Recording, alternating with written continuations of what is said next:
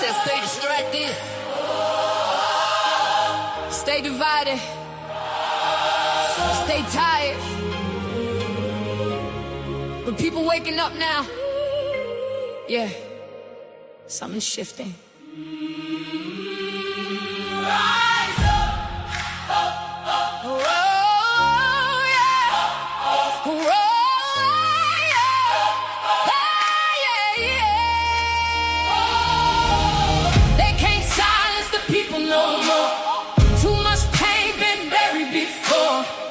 Every headline opening wounds. Still we rise, still we move. Hands up high, let the truth be known. Too many hearts turn cold and stone, but the fight for tomorrow lives on, and the people singing strong.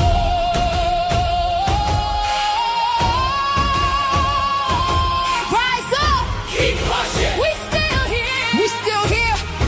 Yeah. Every week another story hit the timeline. Another power play hidden in the fine lines. Everybody screaming, nobody hearing truth. Young souls losing faith in the booth. They politic pain while the cameras flash. Turn communities into hashtags. Everybody divided by design. Keep us fighting while they redraw lines. Too much noise, too much smoke in the air. Too many leaders acting like they care. But the people see the cracks now.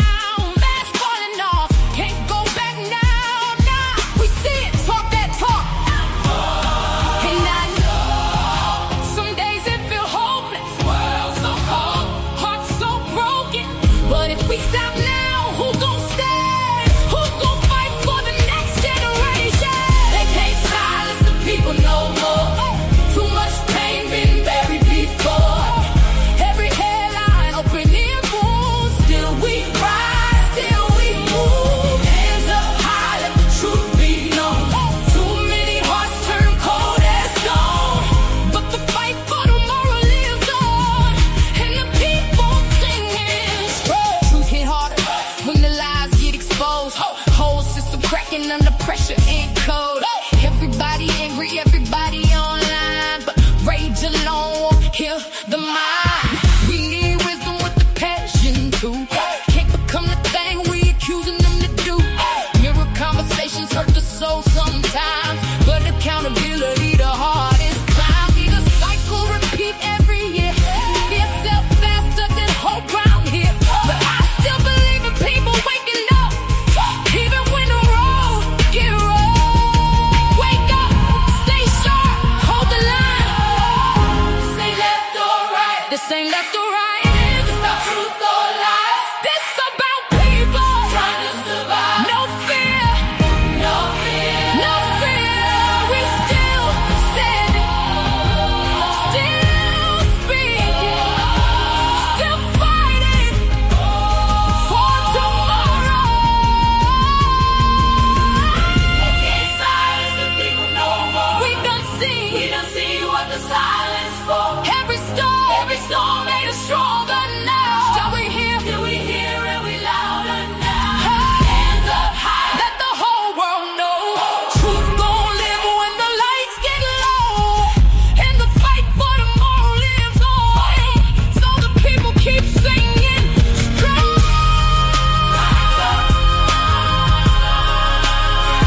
Stand tall, we still here. The people won't fall.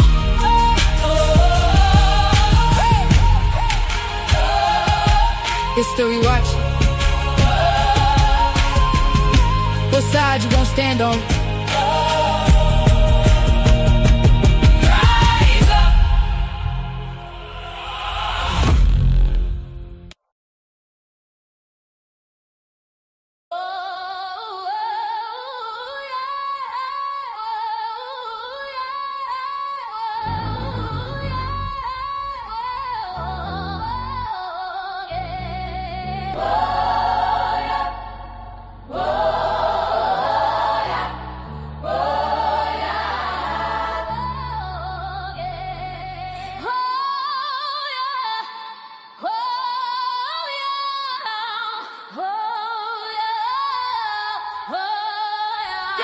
I ain't no pretty love, no pretty stage. they drag us from the coast. Middle passage madness, where we lost the most. Packed in hoes like cargo, spirits in a cage. Built a brand new nation, lived a life of rage. Yeah, we were the property, the 3/5 compromise. Picked the cotton, built the White House with our hands inside. And they watered all the poplar trees with our blood and cries. Yeah, you know what they were for beneath the southern skies. That strange fruit hanging message of their hate. A simple wrong look was enough to seal your fate. To my brown kin, they just stole it, called it manifest. Killed the Aztecs, stole the planes, put them to the west. Good old days, the signs on the wall. They want us broken, silent, waiting for the call. They wanna push us backwards, drag us down to hell, but we ain't going back, not going back. We ain't going back. We ain't going back. We ain't going back. Let's talk about a word. Save your heart. Let's talk about a word. See how it sticks. 6 letters, COLORED to politics. Not a person, just a label, just a shade on a chart. A legal way to tear a whole damn race apart. Colored water fountain, colored waiting room, colored entrance round the back, a social living tomb. Jim Crow was the law, man. Segregation was the tool. Taught a child to hate his own skin before he went to school. And it ain't just here, that's the global view. Apartheid, colonization, yeah, they did it there too. That word was a weapon, a boot on the neck to say you live, you die, you move at our check. They want the good old days, the signs on the wall. They want us broken, silent, waiting for the call. They wanna push us backwards, drag us down to hell, but we ain't going back. We ain't going back. We ain't going back. We ain't going back. We ain't going back. Don't you dare say it's repeating. It never stops. They just got new suits, new slogans, new cops. They ban the books that tell the truth of Act 1. They call a protest riot soon as the marching's done. They tell us get over it, it wasn't us. While they build the same systems of them and us. Gerrymander the district, choke the money from the school. Praise the good old days while they fill the modern jails. This is the warning, this is the last thing. We learned your lessons, now we understand. We are the children of the ones you couldn't break. We are the dreams that you could never ever take. We are the fire you tried to douse with ice. We paid the cost, we ain't gon' pay it twice. You want us back in chains, you want us on our knees. We'd rather die right here standing on our feet. This ain't a threat, this is a promise we fulfill. We ain't ever going back.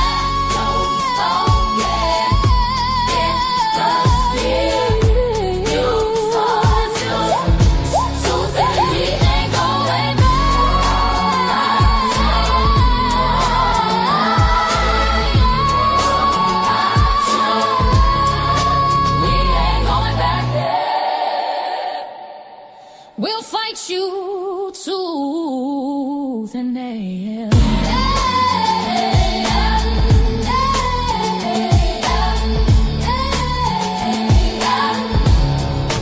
We ain't going back.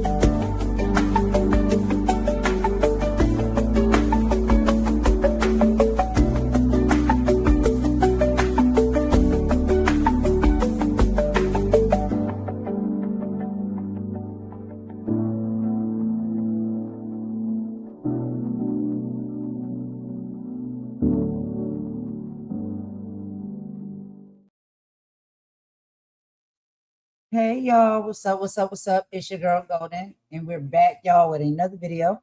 Excuse me. So, you know, we got to go ahead and hop right into our political coverage, right? So yesterday, I don't know if you guys were able to join the live. We did talk about a lot of massive topics, and we didn't get around to finishing all of them. So what we'll be doing on today is we're going to be finishing one that we started half of, and we'll get to the one that we didn't get to. And then we got a few more we're going to get to as well. But I hope everybody is having a wonderful day. It is about 12:22 p.m. here in the Carolinas in the United States Eastern Time, and the sun is shining really bright outside today, and it feels really nice, y'all. So I'm in a good mood. Y'all know that. Of course, we are going to be covering a few different topics, and we will get into exactly what we'll be talking about in just a minute. I just want to go and say hello to everybody. So, what's going on, Maria? Thanks for coming in. I appreciate that.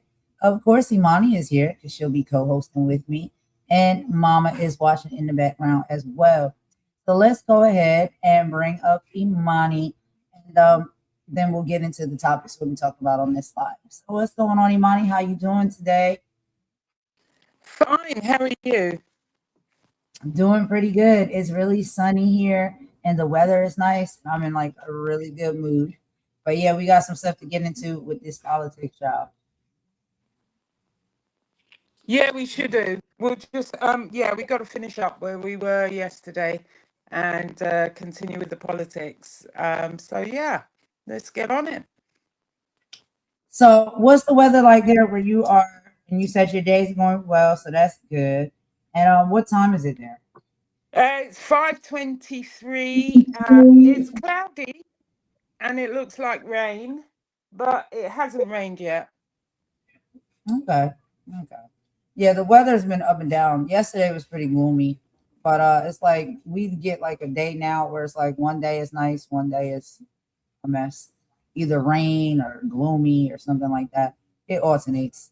But yeah, today is the Um, sunny one here. So, is it me? Can you hear some crackling on the live? hmm, say something. You hear what I'm talking? Um, uh, Oh, yeah, let me keep see. talking. All right, how about now? Is that better? I can Is hear that some? crackling. Can you hear any crackling on the live? No, I'm not hearing anything. No, it's fine now. It's fine now. Okay. All right. You know what I had to do? Um, Sometimes they have a feature where you can reduce background noise. So it probably was some background noise that was coming in or whatnot. So I just clicked that setting and I think that took it out. Does it sound clear now? Yeah, it's fine. It's fine. Okay. All right. So let's go ahead and dive right into it and get into what we're talking about today, y'all. So we'll be diving into a major report from one of our favorite channels. Like I said, we listen to over here. If y'all haven't checked them out, you really should. The iHip News podcast. And they will be speaking on, and this will be a continuation from yesterday because we did play a little bit of it yesterday, but not all of it. But I wanted us to hear it to the end. They are speaking about Barack Obama and how he has officially broken his silence as the Trump DOJ is caught burying criminal investigations to protect MAGA allies. Then we also will be talking about the firestorm started by none other than Reese Waters. We love him over here as well. If y'all haven't checked out his channel, you should as well. Regarding Justice Clarence Thomas, okay, and his crusade against the very people he is supposed to represent. We did touch on a bit of that yesterday in some other videos, but Reese is going to break it down in a great way for us. So y'all stay tuned for that. That'll be coming, don't worry, in the earlier part of the live, not towards the end. But it doesn't stop there. Just yesterday, the Supreme Court handed down a devastating ruling for Alabama voters that effectively guts the Voting Rights Act, just days before the primary election. And while the courts are shifting, the money is vanishing. A $1 trillion loss has been uncovered in Trump's trade in digital portfolios. Finally, the world has had enough. Global leaders are moving to checkmate the United States with a new world army. We're going to be connecting all of these dots right here for y'all today. So let's go ahead and get into it. So, like I said, the first topic we're going to continue from yesterday's live is Obama breaking his silence about the DOJ corruption. Okay. So on May 10th, on the iHip News podcast with Josh Welch, Jennifer broke down a massive scandal involving the Trump Department of Justice. Evidence suggests that the DOJ buried a criminal investigation into a high-ranking MAGA congressman to maintain the GOP's thin majority. This promoted a rare public statement from Barack Obama, who criticized the absolute disgrace the DOJ has become under the current administration, calling it a betrayal of the rule of law. When a former president breaks protocol to speak out, you know the institutional damages are severe. The DOJ is no longer an independent agency. It is operating as a legal shield for the MAGA movement alone. So let's go ahead, y'all, and get back into that video. I'm going to get it up here on the screen. We will watch it together, and then we'll pause as we go. We'll pick up where we left off from yesterday, and we'll make commentary in between. Give me just a second to get that pulled up, y'all, and I'll be right back.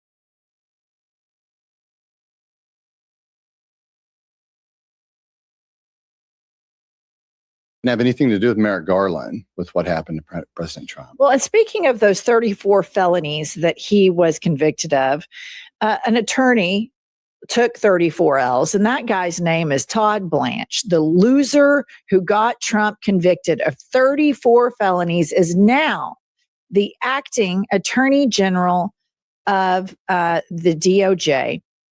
And he has responded to former President Obama. Play the clip. That myself or President Trump or lawyers who work with me are being accused of some sort of political retribution. It is simply not true. It is absolutely not true. And how do I prove it's not true? Well, if you look at the recent indictment you asked me about a few minutes ago, you have local prosecutors, you have local agents. I don't even know their names. I don't know their names, who are bringing these charges. Okay, that's one way.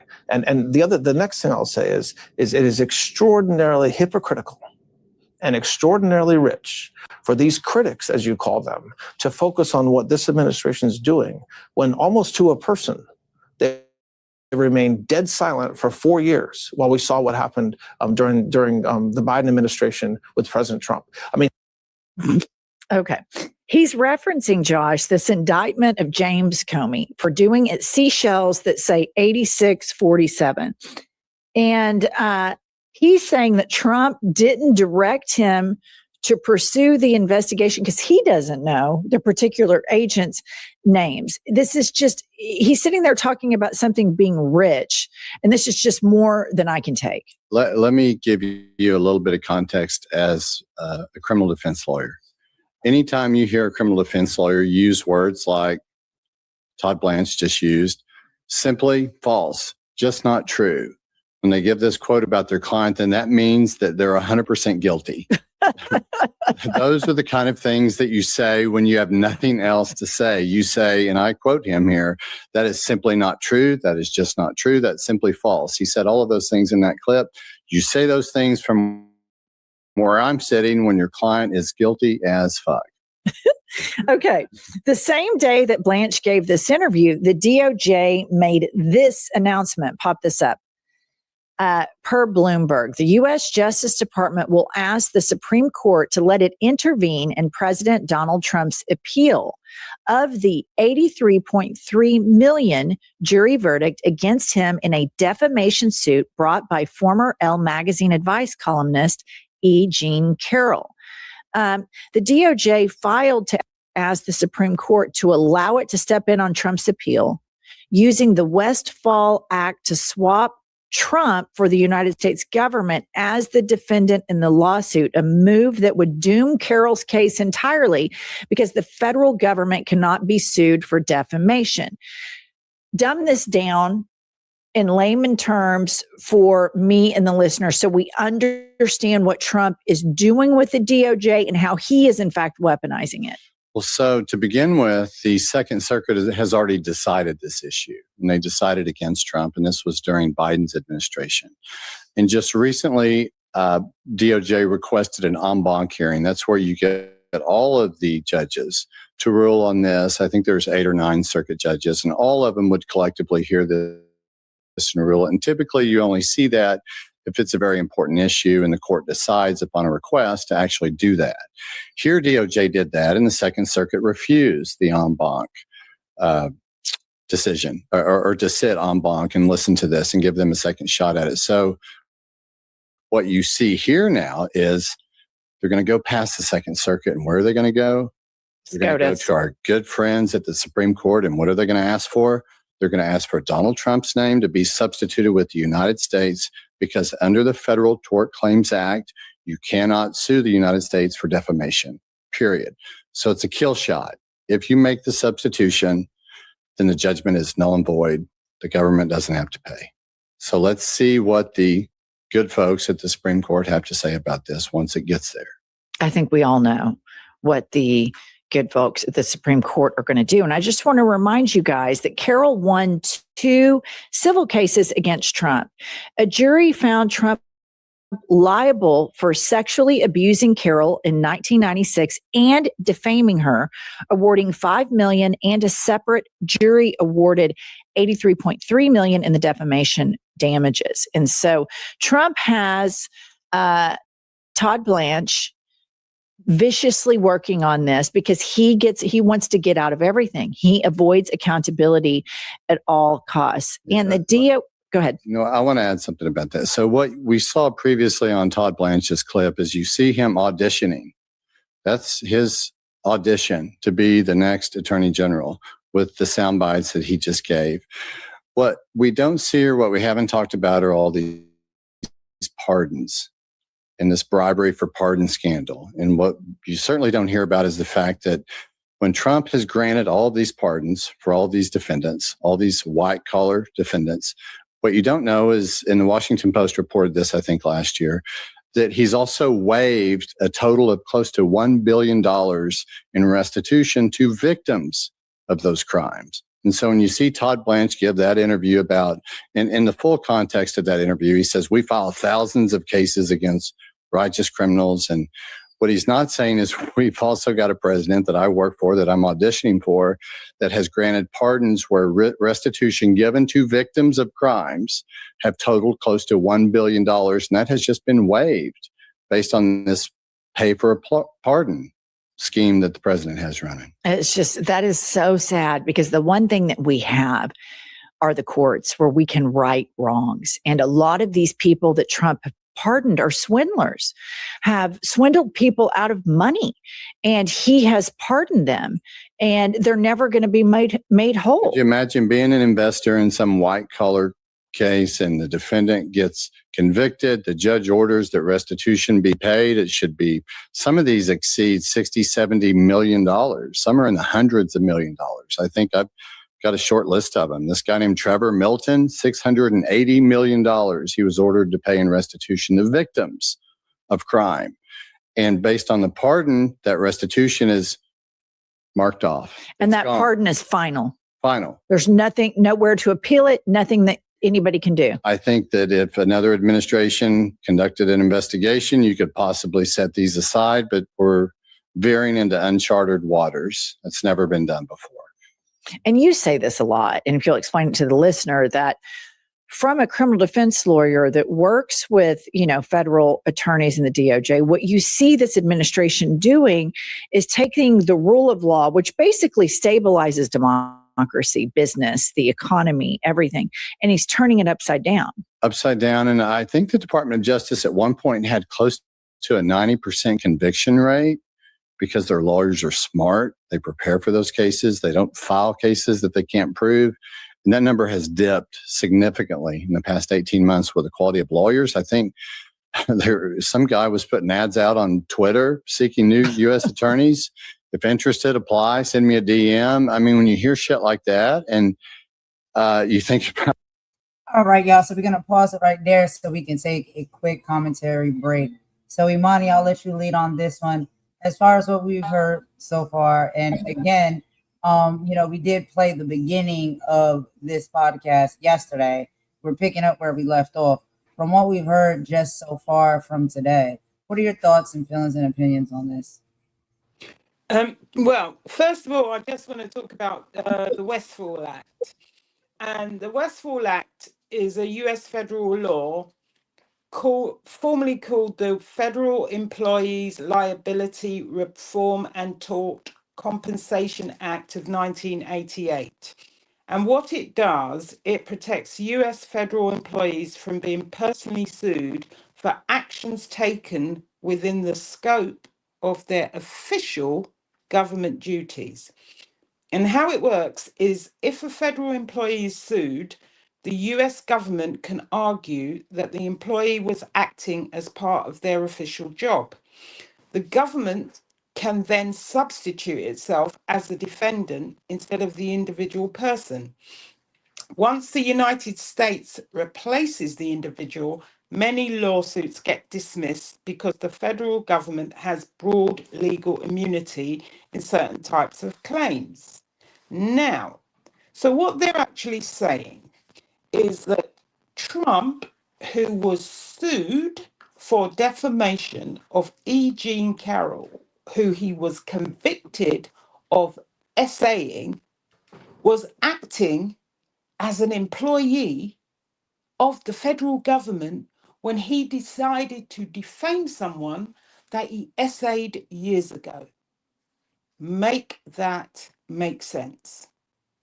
I mean, it's absolutely incredible what's happening with the DOJ. And this is what they talk about.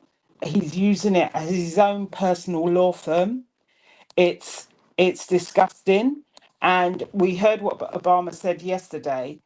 But, it's the other things that I didn't realize. And they said today that when he's pardoning these people, the restitution that they've got to pay to their victims gets wiped out completely. Imagine that. So he pardons his friends. They're supposed to pay back people that they may have defrauded or people that they may have done other things to who have won this compensation, and it gets wiped out by a pardon and nothing can be done. This is unbelievable. It's unbelievable. The only thing I would say about the Westfall Act is it can't be used in criminal prosecutions, and it does not automatically erase criminal liability. But the fact that this is going on and the rule of law, it's not even bending. It's like being flipped over. It's completely being turned upside down. I mean, $1 billion wiped out in restitution. It's like a freedom for white collar crime in this administration. I can't, I don't know what to say more than that. I'm speechless. Is all I can say. Well, I've said a lot, but I am speechless. I understand. It's, we find ourselves saying like, you cannot make this stuff up. And you really can't, because you sit there and you watch it play out and you ask yourself, how can this be possible? Like, how are these people able to get away with this? And we, as the people, the majority, we see what's happening and we know like this is not how it's supposed to go. But for whatever reason, they keep getting away with it over and over and over again. So, I don't know, what are we supposed to do? Okay, we turn up to the polls, right? We definitely got to get our voting in order. But we see they're even tampering with that. We'll get into that a little bit later in the live. But to just sit there and watch all of these things play out, it makes you feel like you are living in some kind of like upside down reality. Like, this is not how it operates. Like, this is not how it's supposed to go. That's really all I got to say on that, for real, because it's just, you already broke it down too well. And I think it's very obvious to many of us. Like, this is ridiculousness. And yeah, just like you said, Ma, enough is enough. Like, but we know that. How do we stop it? Right? How do we stop it? How do we move past it? But anyway, let's listen to a little bit more, and then we'll come back for another commentary break in just a moment. You don't think Lindsay Halligan is the nation's best? That insurance lawyer that went down to Virginia? No, I don't think she's probably, but that's what we're dealing with now. All right. And the DOJ dropped charges in cases against a Republican in Congress. Let's pop this up. Kyle Chaney reports DOJ appears to be abandoning whatever remained of a review of materials seized from Representative Andy Ogle's phone. The case froze soon after Trump took office, and initial prosecutors on the case withdrew. Ogles was being investigated for fabricating a $320,000 loan to his own campaign. The Trump DOJ just destroyed the evidence before investigators could even look at it. Ogles also raised nearly $25,000 in donations for a children's burial garden in memory of his stillborn child, a garden that was never built. That's pretty breathtaking. And he has refused to say what happened to the money. So not only is this guy a con man and a grifter, his stillborn baby he used, my God, it's perfect for MAGA. Perfect. And I think the part that catches me here is that they dismiss this. They end this inquiry before the FBI ever has a chance to even see what's on the phone. That's what this was about. They had seized his cell phone, and they're investigating him for campaign finance violations.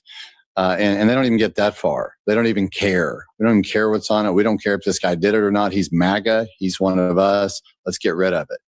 That's the kind of shit that we're dealing with day in, day out with MAGA.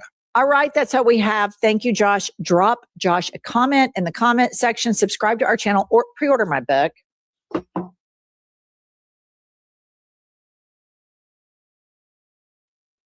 All right, so that was just the last little bit of that video and that live of the discussion. But basically, like, what they're saying is what we all see, okay? Trump is bringing people in and putting people in positions, important positions, that are working solely for him and his initiative and what benefits him and his people, right? Like his camp. And none of these positions are being operated and utilized in the actual way that they're supposed to. So that's literally what they're talking about. Okay. So the administration, they have launched this new National Fraud Enforcement Division on April 7th, right? On April 7th, right? They did launch this of 2026. And I know a lot of people will hear that and say, like, well, that sounds positive. But people are arguing it's just only being used, and as we see, to target political enemies while ignoring malleable fraud within the administration's own circle. And so when they talk about the Westfall Act that Imani was bringing up, defunding civil rights, the Westfall Act is the legislative engine behind the massive budget cuts that we're hearing about. So we have $850 million cuts. The 2026 budget proposal slashes DOJ grant making by 15%. And the targets, it defunds programs that protects the community, including the Matthew Shepard and James Burrow Jr. Hate Crimes Program. They've taken away $17 million from that. The Jabara Hare No Hate Act has taken away $9 million from that. Community violence intervention, taking away about $50 million from that.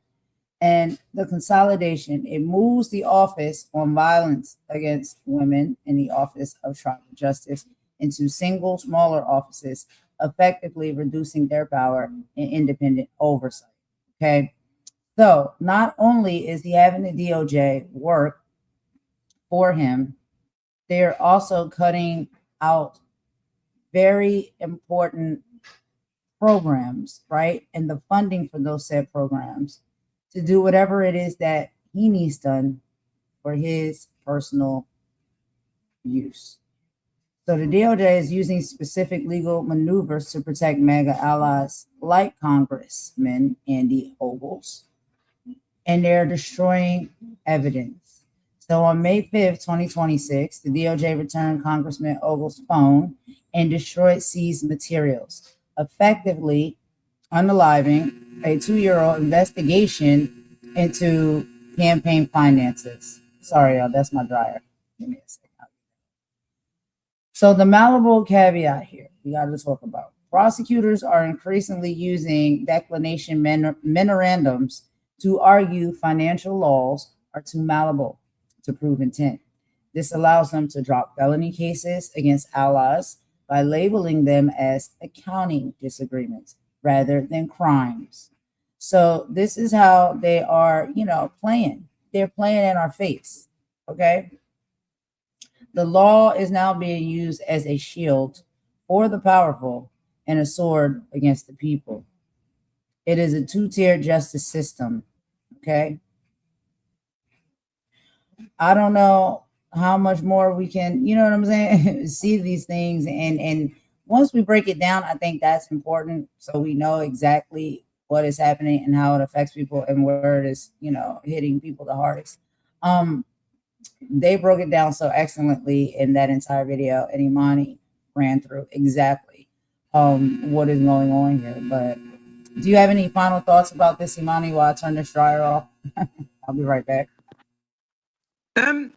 Really, the only thing I can say, they say they were going to drain the swamp. They're literally handing out life vests. And, the fact is, if accountability is optional, then corruption is the default in this administration. And, how can the FBI destroy evidence before they even look at it? I mean, that's just protecting criminals. And it also gives them leverage, as you said, with these people that have got away with these crimes that are still in Congress for votes that they want to go their way. Because he's never going to vote against anything that Trump wants. It's really just stacking the deck everywhere they are, or in every way they can. And, it's it's just it's just disgraceful. It really is. They just buried that case before it even came to light. And that Yeah, just shows you that is the playbook. And that's yeah, all I can say. yeah. I mean, that's pretty much it in a nutshell. When it comes to that, we see it for what it is. The people are paying attention. We can see exactly what they're doing, and it's just, this is why we got to get out to the booths, y'all, and we got to vote. We got to vote. We got to vote. We got to vote. We got to vote locally. We got to vote for the presidential election. Any vote that you can cast, you have to vote. Now, child, we know they try to corrupt that too. But our voices still matter. The people, there's more of us than there are of them. So we just got to keep standing up, open our eyes, seeing it for what it is, speaking up about it, bringing and shedding a light on it, and pushing them, right? You push them till their back is against the wall, and there's no more they can do. They have to get up out of there or turn it around and change it. But anyway, we're going to go ahead and take a quick song break. After we come back from this song break, we're going to get into a little bit more about Clarence Thomas. And again, speaking on voting, what is happening in Alabama right now with the voting rights. So let's play the song and we'll be right back.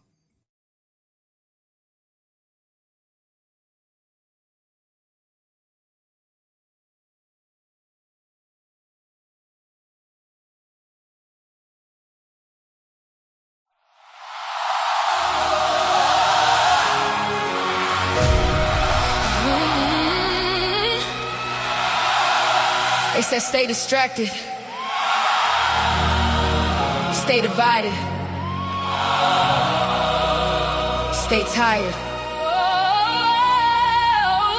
Well, people waking up now. Yeah, something's shifting.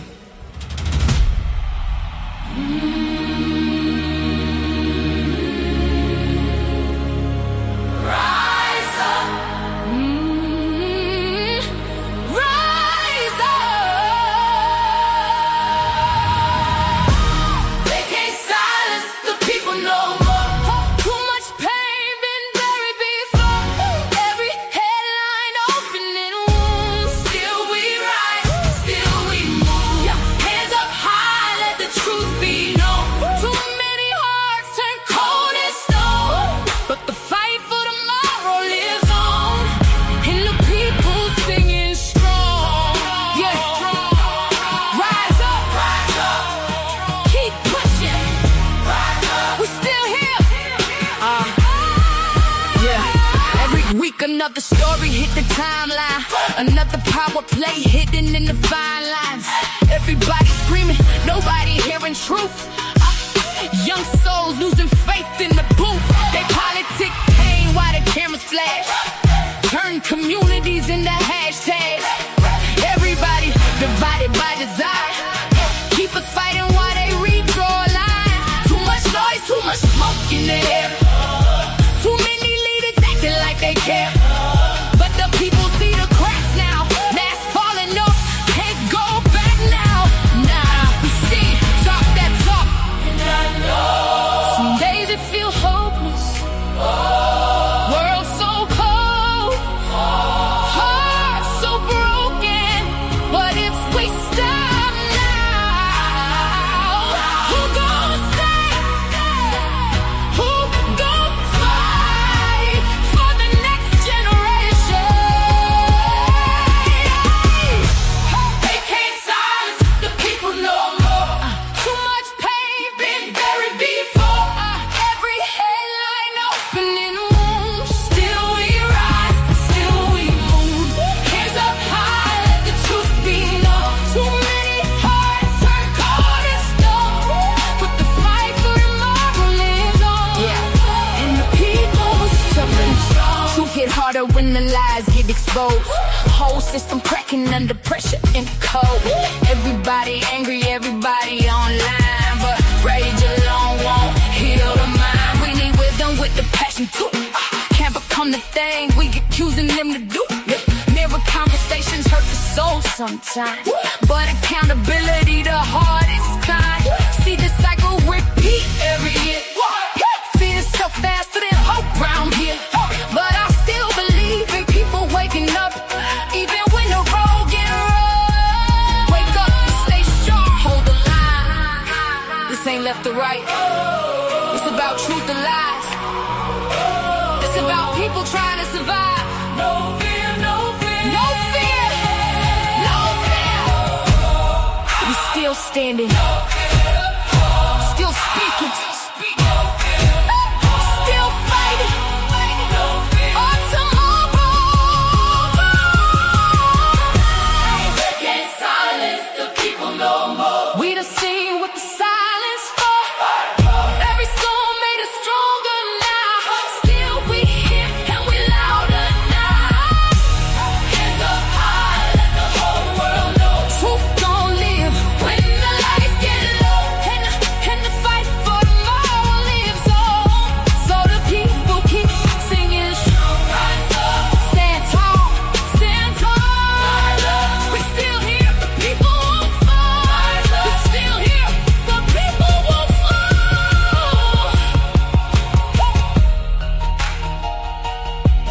History watching. What side you gonna stand on?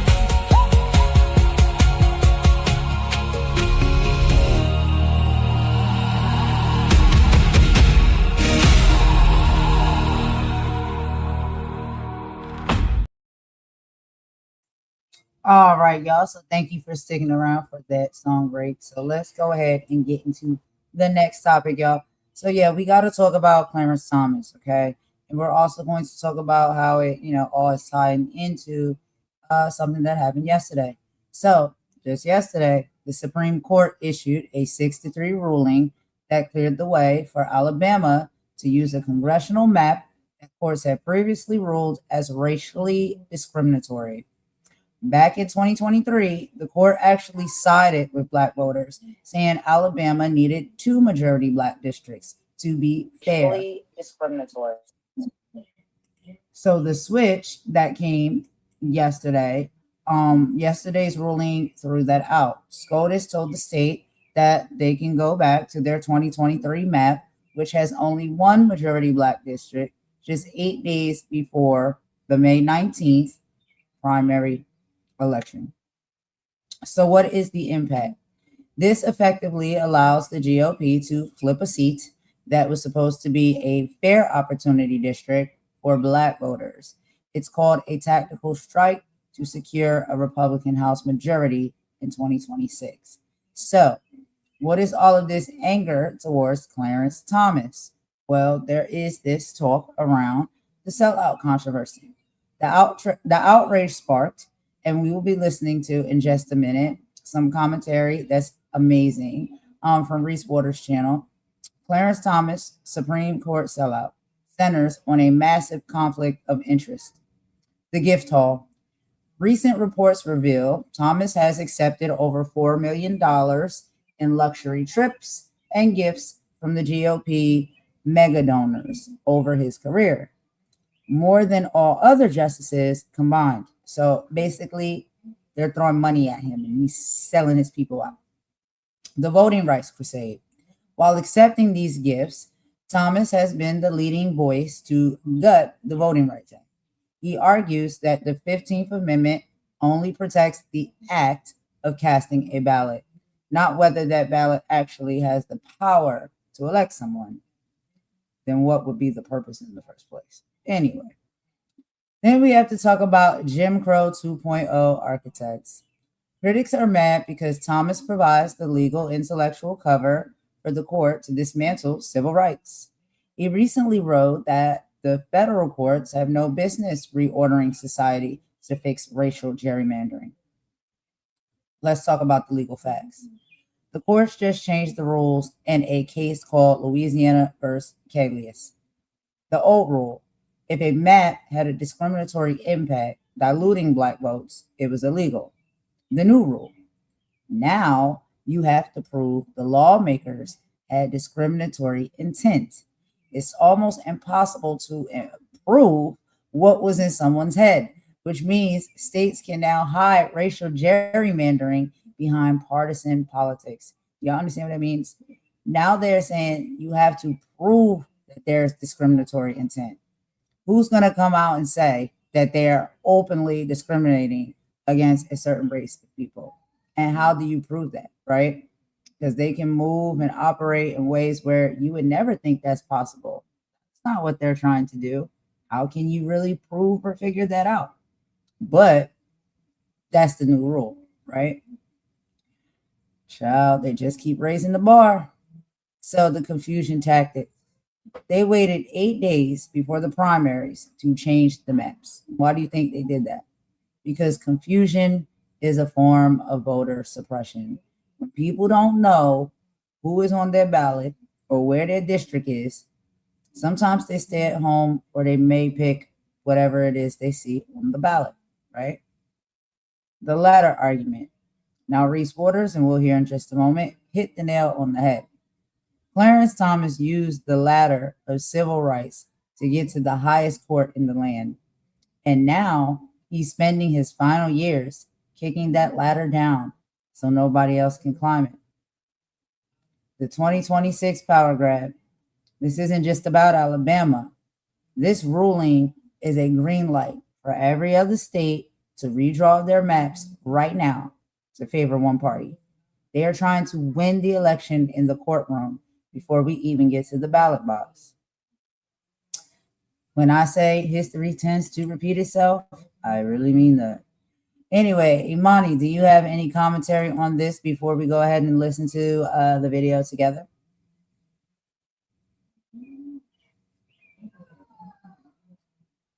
I can't hear you, boo. Let me see. Hold on. Okay, go ahead now. No, they're just really trying to roll back time, roll back Yeah, everything. yeah. Like it's like, we cannot just sit here and pretend that we don't see that they're trying to take things back in time, right? Like historically, if you know things historically that have happened and things that our ancestors have fought for, marched for, and even laid their lives on the line for, and we see how things are playing out now. They literally are trying to take us back to a time where, there was no freedom of voice, freedom of speech, freedom of vote, freedom of choice, any of those things, any freedoms. It seems like they're trying to rail back from us. But let's not, I won't talk too much. Let's get into the video. I'm gonna put this up on the stage. This girl right here, she goes off, y'all. So let's go ahead and listen to this. And again, shout out to Reese Waters. This is the video that he did covering this topic. Excellent work. You guys, please go over and check him out, support the channel, subscribe, become a member, all of those great things. Really excellent content creator, especially when it comes to politics. And he's also a comedian, so we can get a little bit of chuckles in as well. So let's go ahead and listen to this together, y'all, and we'll do our commentary in between. I'm bringing beef Wagyu A5 straight to your doorstep because this is messed up. Don't bring him no Wagyu. Do not bring him no Wagyu. No, you bring him that beef that they discarded out back of the discount grocery store. It done already left the original, went to the discount, and they discard. That's the beef that he deserves, the nastiest kind. Why, that's the most diabolical Krabby Patty ever spawned.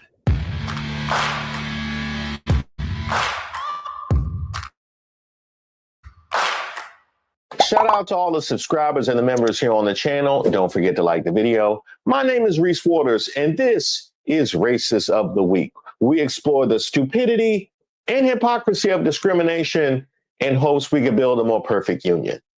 And also laugh. As usual, I would like to thank today's sponsor, Racism. And of course, if you have any nominees, you can drop them in the comments. You can email me at admin@reesewaters.com. Today's nominee. I'm trying to keep myself calm here, Nicole. Why? Because I'm really upset. That's okay. You get tired of people playing fast and loose with your dead. Mm-hmm. And it was triggered by Obama. You know how many dead people are in the bottom of rivers in Mississippi because they tried to vote? Mm-hmm. How many dead folk, right? Folk who have wounds because of this. And here we are in this moment in the country's history, and we have to deal with this again. You see what I mean? So you think about the glorious revolution, our glorious revolution that produced the Constitution, the courts restrained it, limited. Dred Scott doesn't extend to us. You think about the Civil War, left 600,000 plus dead. Get the Reconstruction Amendments. We finally look like we're going to try to become a democracy. What do we get? The courts. Slaughterhouse cases. Reduces it. Wrote 1965. Barely then. 15 years later, Reagan is elected, Mobile decision happens, right? Roberts begins his career right there. And so here we are.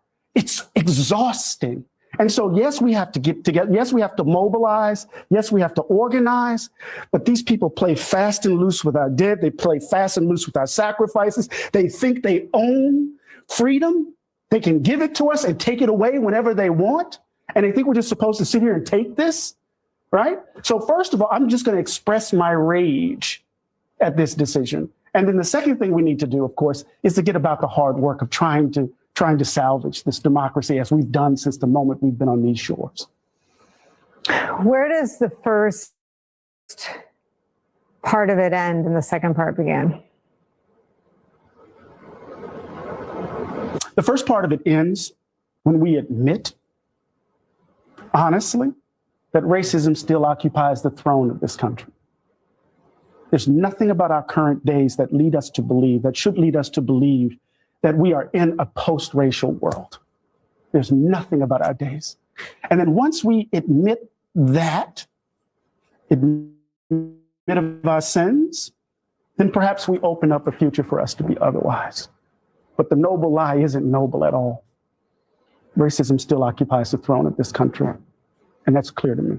Shout out to Professor Eddie Glaude. And if you question whether or not racism still in general, keep in mind this post from Kasim Rashid. The SCOTUS ruling so far.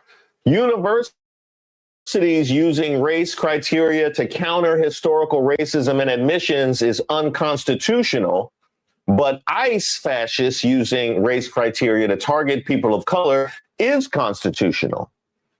But state legislatures using race criteria to counter historical voter suppression is unconstitutional, but Trump using race criteria to enact travel bans is constitutional. In short, race criteria that centers white people is constitutional, but race criteria otherwise is unconstitutional. That about sums it up. And a few other things that struck me from what he said. He talked about we've only been a democracy since 1965, and look at what was triggered immediately after that happened. And then he later said we go about the business of trying to salvage this democracy, because it's interesting.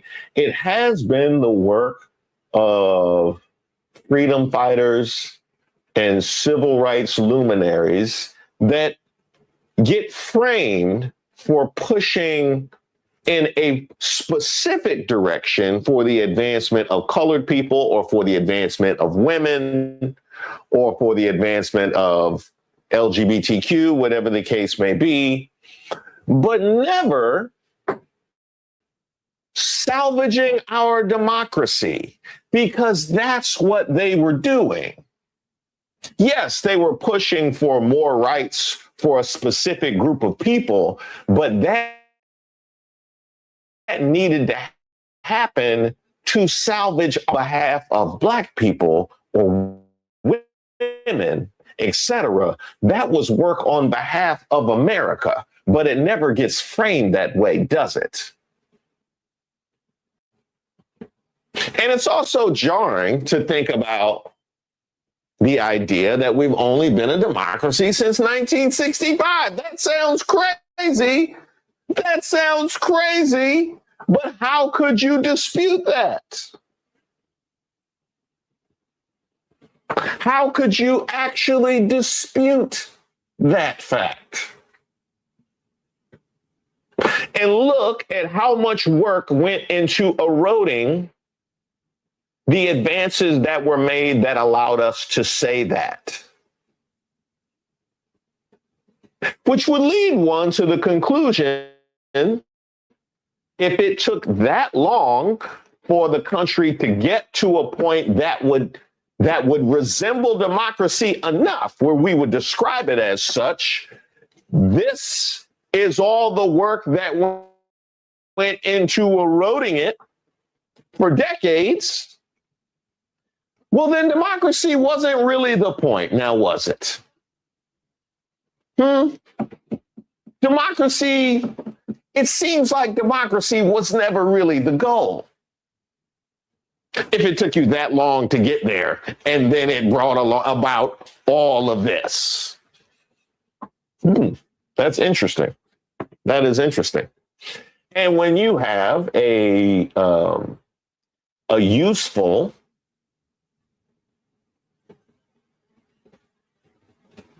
Black conservative that can push things through and carry the water for white supremacy while giving you cover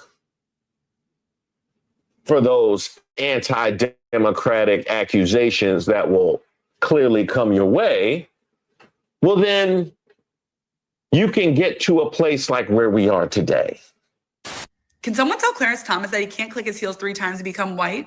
Like, I don't think he knows that he is not Dorothy and this is not Oz. Clarence Thomas said that the Voting Rights Act should never be interpreted to effectively give race groups an entitlement to roughly proportional representation. Newsflash, bucko, that was never the argument. No one said that but you. We actually said that the Voting Rights Act, especially Section 2, needs to be used to ensure that Black communities have a fair opportunity to elect candidates of our choice through the creation of majority Black districts in places with a long history of racial discrimination in voting. You are the only one talking about entitlement. It was reflexive. It was reflexive. You know, if it got to do with Black people, you know he gonna go to entitlement. He think his own feet are entitled. And it doesn't matter how many times you align with white men and how many times you have sex with your white wife, you are still a Black man with Black skin. And I know you hate it, but that's just how the cookie crumbled for you. And I'm so sorry that it just happened to be a chocolate cookie. I know you wished it was vanilla, but God had other plans for you and it's time to accept it. Oh, you know, he was mad. You know, I said I wanted blonde Oreos. And I need more white in the middle. But today, Clarence Thomas was a part of the 6-3 Supreme Court decision that gutted the Voting Rights Act and ruled that Louisiana's recently drawn map, which included a Black majority district, was unconstitutional. And as a result, the state will likely revert to a map with fewer majority Black districts, which will inevitably shift political representation and give Republicans an opportunity to gain a seat in the House of Representatives. This decision didn't completely invalidate Section 2, I will say that, or completely eliminate race-based redistricting, but it does lay the groundwork for the fact that any map in the future that has a Black majority district could be overturned. Let me say it more clearly. Across several states, particularly in the South, there are congressional districts that were drawn or revised to ensure that Black voters have an opportunity to elect candidates of our choice. Under this new legal framework, those districts can face challenges, and if multiple districts are struck down or redrawn without a focus on maintaining minority voting power, the political balance will inevitably shift drastically. More clearly, the ruling means that up to 10 majority Black seats can flip from blue to red. This decision has everything to do with diluting Black voting power. Without the ability to intentionally draw districts that reflect the strength of Black communities, our votes will be spread across multiple districts where they're less able to influence election outcomes. And that's the problem, because over time, this will lead to fewer Black representatives in Congress and less attention to the specific issues and needs and priorities of our community. So I'm pissed. Because this weakens both descriptive representation, which means who is elected, and substantive representation, which means whose interests are advanced. That's the part that's upsetting, because this lays the groundwork for something extremely dangerous. So Clarence Thomas, I got beef with you. I got beef with you. And everybody else, all 6 of y'all, I'm bringing beef Wagyu A5 straight to your doorstep, because this is messed up. Don't bring him no Wagyu. Do not bring him no Wagyu. No, you bring him that beef that they discarded out back of the discount grocery store. It done already left the original, went to the discount, and they discard. That's the beef that he deserves. The Sorry, y'all. So we taking a quick commentary break.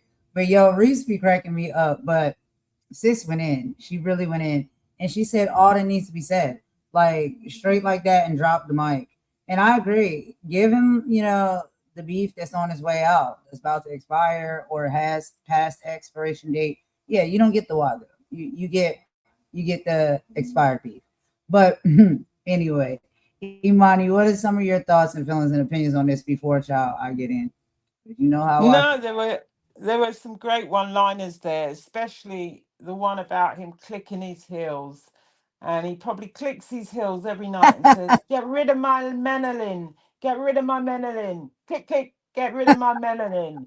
I mean, if self-hate was a sport, that man would be a champion in it. It's like it's like this.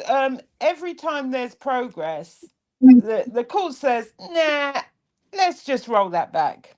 Let's just take that away." I mean, it's absolutely outrageous that they think that people can't see through this. It's kind of like they say, let's help the races. No, that's illegal. Let's harm them. Yeah, that's fine. Let's do that. Let's do anything that harms people. Meanwhile, You got gas prices going through the roof. You got people, living on the breadline. But that doesn't matter because we're just going to let this administration do what the hell they want and have more power. It's crazy. Well, John, I hate to be a broken record, but we got to talk about it. And the thing for me is, and I know I say this every day when I talk to you, I talk to Mom and some other people, Carlos and everybody. Like, I know I sound like a broken record. I know it. But I'm telling you, like, the things that I see that happen within our political and government space, right? It is a mirror of like the world and society that we live in, right? Because what are we talking about?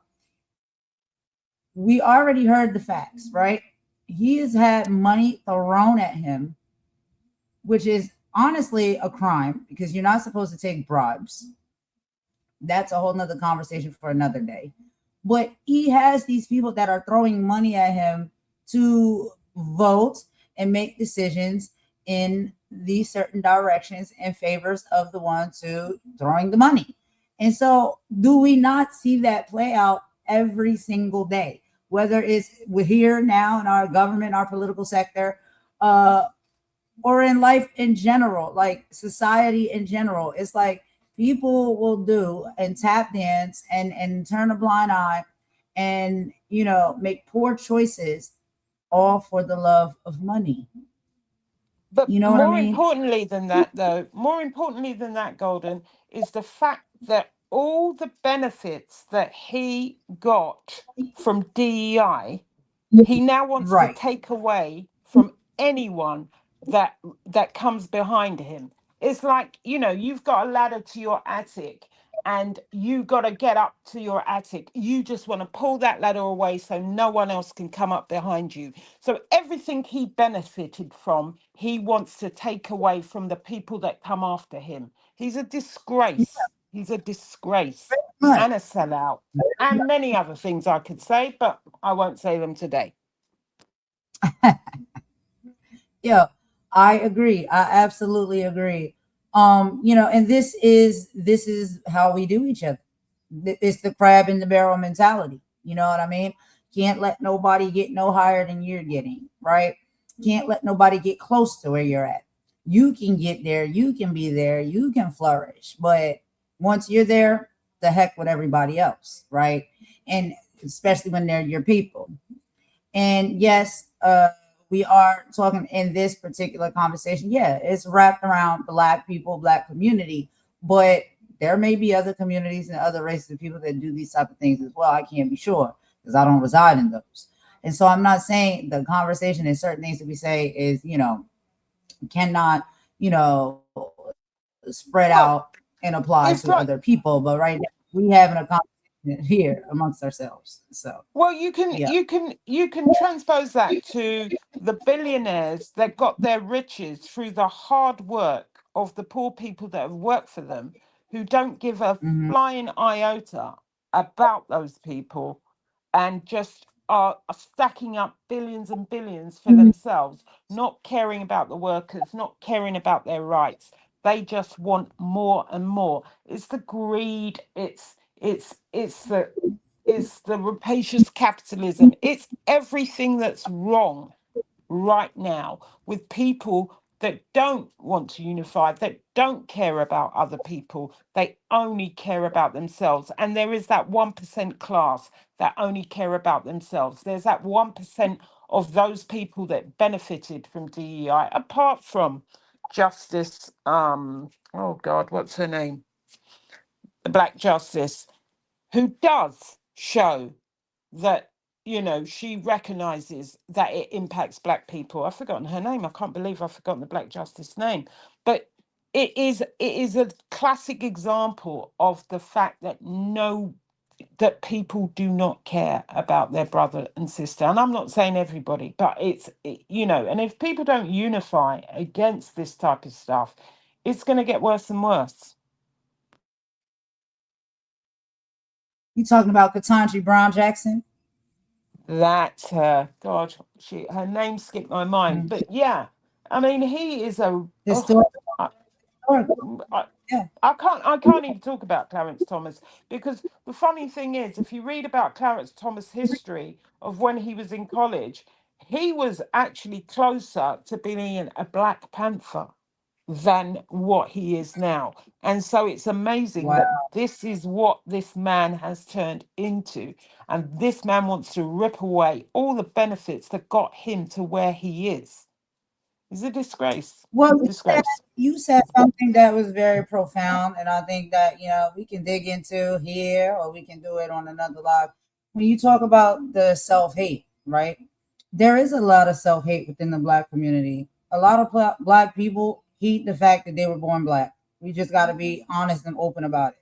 They It's hate not that only they're black Black. it's not only black people, it's in the immigrant community. It's in the immigrant. It's not only black people, it's in the immigrant community. It's in the Latino community. It's in a lot of people that have got riches and got done better who forget where they came from.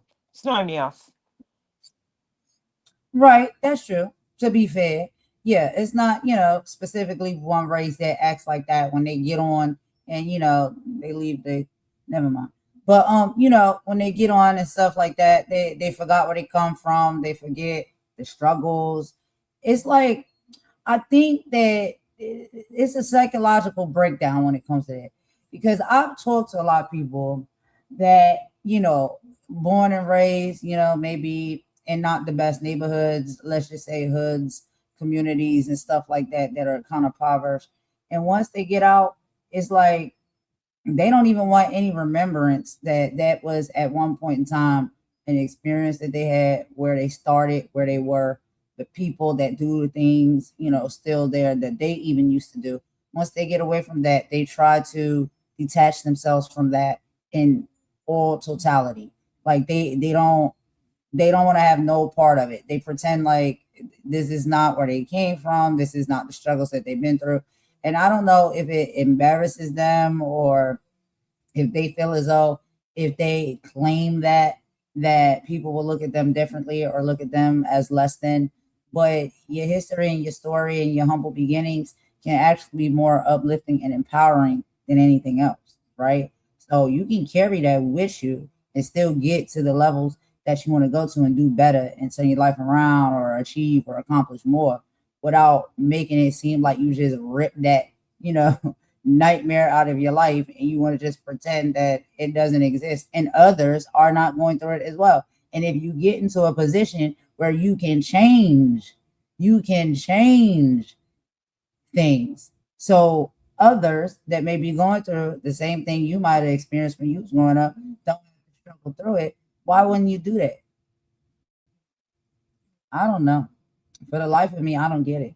I don't get it. And it's be the main ones that be in these positions and hold, these, I would say minimal portions of power in some kind of way, that you can change the directory of other individuals' lives, other young boys that may be growing up the way you grew up, other young girls that might be growing up the way you grew up in the neighborhoods and the communities that you grew up in. You can change the trajectory of, are they going to come home from school and know that they're going to have something to eat for dinner? You can change the trajectory of, if their parents going to be able to get a job where they can earn enough money to pay the bills. Like, you can change the trajectory of all of that once you get into that place in space. And the struggle of that because you come from that, but you don't want to do nothing to help make it better for nobody else. Once you get on and you get yours, that's all you worried about. That's all you care about is self. There's a lot of selfish people in this world. That's another problem. A lot of people only think about self. They don't think about the community. They don't think about the, a group. They don't think about, others, period. That's all I'm going to say. And so it's like, once they doing what they got to do to get to where they at, boom, nobody else matters. But you got the power, you hold the power to change that trajectory of those people's lives, and you don't want to do it. That's weird to me. That's real weird to me. But yeah, you have any more thoughts on this, Imani, before we continue to play a little more? No, we can just continue. Okay, all right, here we go. nastiest kind.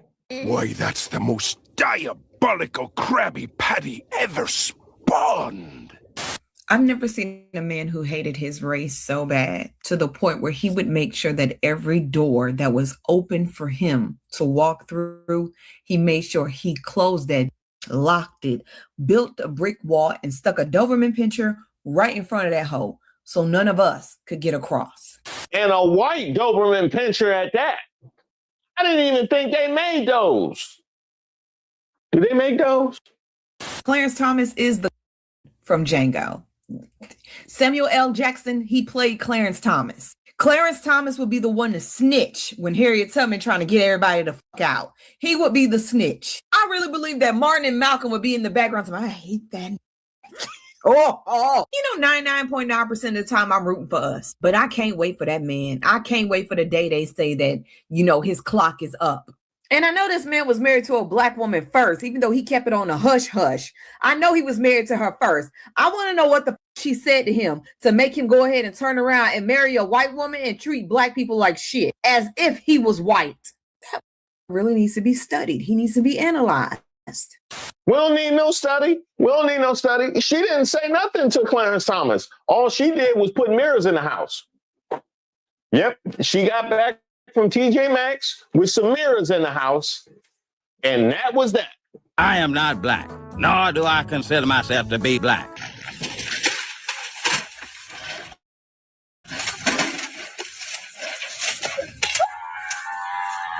Huh, a White House app. Does that put me on some kind of registry? What does that say? White House app found tracking users' exact location every 4.5 minutes via third-party server. What? 4.5 minutes? Were they tracking every time I lose my keys? Y'all know I'm of age. Okay, I get it now. I get it. So no wonder y'all do nothing when our data is under siege. We worried and y'all like, you know what? That's a great idea. We should be in that business. Let me find out data brokers at them dog-faced shutdown parties. The same people who take all our information and sell it to the highest bidder. Because the bill that would have required those same brokers to get our consent before selling our information is circling the drain like this Congress. And this is where today's sponsor, Aura, comes in. Data brokers do have to remove your private information if you tell them, but of course they make it incredibly difficult to do. You know, like everything in America these days. But Aura does the hard work for you, constantly scanning the dark web and submitting opt-outs on your behalf. Give Aura a few weeks and you'll stop seeing your information on these sketchy sites when you search yourself, giving you more time to work and save up money to pay down that gas loan.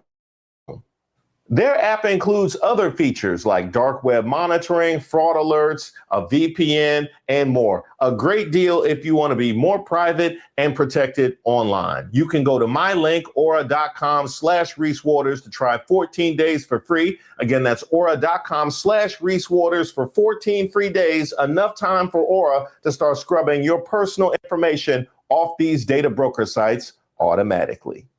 Ooh, you know what? I'm going to get this White House app instead. Oh, wait, no, that's not for us.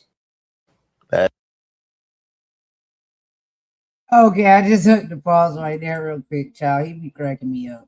But Imani, have you heard about the Aura app? Have you tried it out? Are you familiar with it? It actually is a really great app. I wanted to go ahead and just allow that to play, you know, so people can hear about it, because it is a really good app to get. It is helping protect people's personal identity and information from being stolen and sold to other individuals. No, I hadn't heard of it. I actually am thinking of having a look into it because it looks like a good app. But no, I hadn't heard of it. Okay, it's really good. You know, it does definitely, you know, give you like alerts regularly. And they give it to you pretty fast, you know, because when people come to snatch your information, child, they running off with your stuff quick, and you need to know that they got it. They also have 3 bureau monitoring, right? So they are going to monitor and keep an eye on your credit reports that are at Experian, Equifax, and TransUnion. And so if someone tries to open a loan in your name, like those Malibu financial crimes we discussed earlier, you'll know that very instantly. Okay, they also have white glove restoration. If the worst happens, you get a dedicated US based fraud resolution specialist, up to $1 million in insurance to cover your legal fees and lost wages. They have financial security vaults, transaction monitoring, link your bank and investment accounts, and Aura flags weird money moves like a sudden withdrawal that you didn't authorize. Title protection. It monitors your home and auto titles. This is huge, very, very huge, because deed theft is a growing scam where criminals try to transfer your property into their name without you knowing. They also have family and child safety, which is considered the watchover, where they have parental controls. You can set screen time limits, block specific apps like TikTok or YouTube, and filter out not for kids content. It also helps to combat against cyberbullying and predator alerts. Aura's AIs can monitor your child's gaming and social apps for signs of harmful language or predators, giving you a heads up before things escalate. And the Safe Search. It automatically filters out explicit content from your search results on Google and Bing. They have device and privacy tools like the Cloak, built-in VPN, which encrypts your internet so hackers can't see what you're doing, especially on public Wi-Fi. Antivirus and safe browsing. They block malicious websites and scan your downloads for Trojans or ransomware that could lock up your computer. And data broker removal. This is our favorite. Aura finds those people search sites that sell your phone number, address to telemarketers and request that they delete your info. They do all of this for you just by signing up for their app. So if anybody is interested, if that sounds like something you could utilize or would be beneficial to you, I would suggest you guys check out the Aura app. Anyway, y'all, that was just my quick little rundown of that. It's a really nice app. I looked into it already. But let's keep going with the video and we will be right back. That is definitely not for us. But of course, this administration, this movement is nothing if not incompetent. Are we ready? I have a radical plan to save the Voting Rights Act, and it involves using the Supreme Court's own logic against them. If they want to move the goalposts, that's fine. We're just going to use the new ones to win the game. The court just ruled in Louisiana v. Callis that you can't use race as the predominant factor when redrawing the voting maps. They used that logic to strike down a majority Black district. So here's the plan. We take them at their word. We stop playing defense. We start bombarding the courts with lawsuits challenging every gerrymandered map in this country, not just the ones that hurt us, but the ones that they think are safe. Because here's the secret. In America, you literally cannot draw a partisan map without it being a racial one. Race and party are so historically tied together that every time a politician moves a line to protect their seat, they are effectively sorting us by race. If the court says race cannot be the factor, then we sue until it becomes legally impossible for them to draw any gerrymandered map. We force the system to stand still. This was the strategy Thurgood Marshall used before Brown v. Board of Education.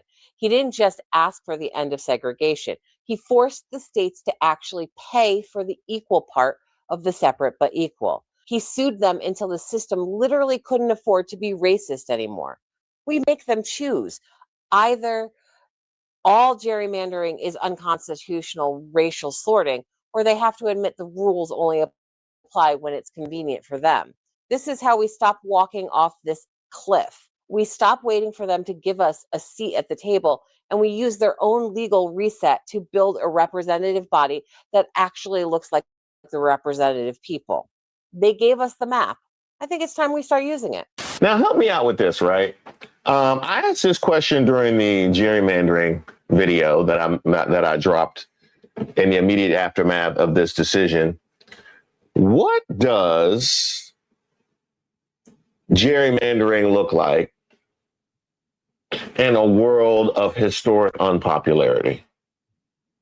In a world where you can't count on the deepest red jurisdiction to carry the GOP brand, what does gerrymandering look like?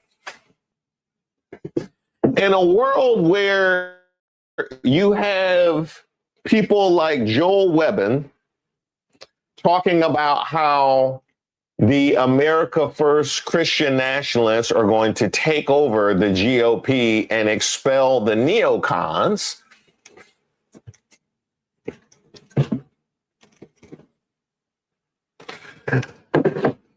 what does gerrymandering look like?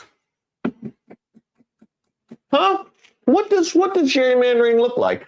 And I would also ask, race was what was used to allow gerrymandering that divorced it from being political because of how closely aligned Black folk are with the Democrats. You could use race when you were really using party, and it gave you cover. So now that has fallen by the wayside, what does gerrymandering look like? It's really fascinating. It's really fascinating. It's almost like the only realistic boundaries that would be sufficiently divorced from race and party affiliation would be geographical. I know. That's crazy, right? That's crazy. Oh man, that is nuts.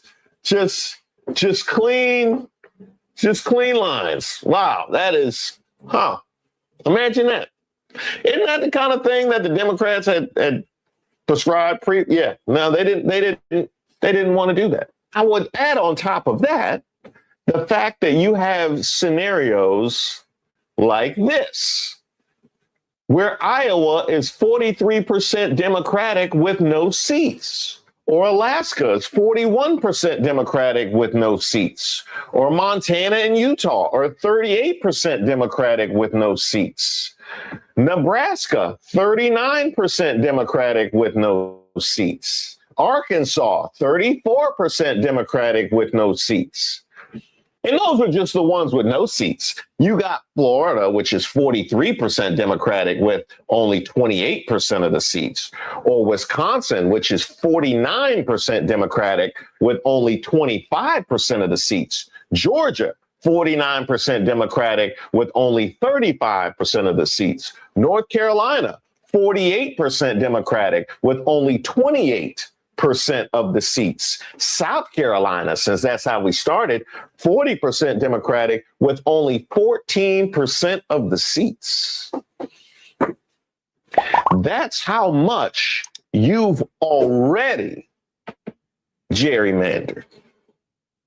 And see, the thing is, somehow, this nasty piece of work wasn't something that overwhelmingly we were focused on nationally.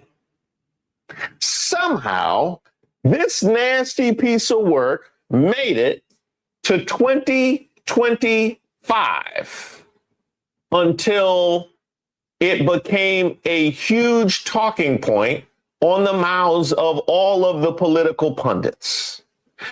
Because the right wing knew what a trick bag they had already. What we needed was somebody to come along who was so myopic and self-interested that he would pull the wool down on the whole entire thing in order to keep power. And point the finger so that now everybody's paying attention to how you've been moving this entire time.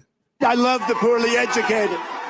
Now, one of the themes of this political movement, one of the themes of this political era is backfiring. And as we have seen with the Supreme Court, them enabling Trump all along the way has completely diminished their own power and ability to control what he does. So even when you do something as groundbreaking as destroying the precedent that was already laid out, your boy still wants more.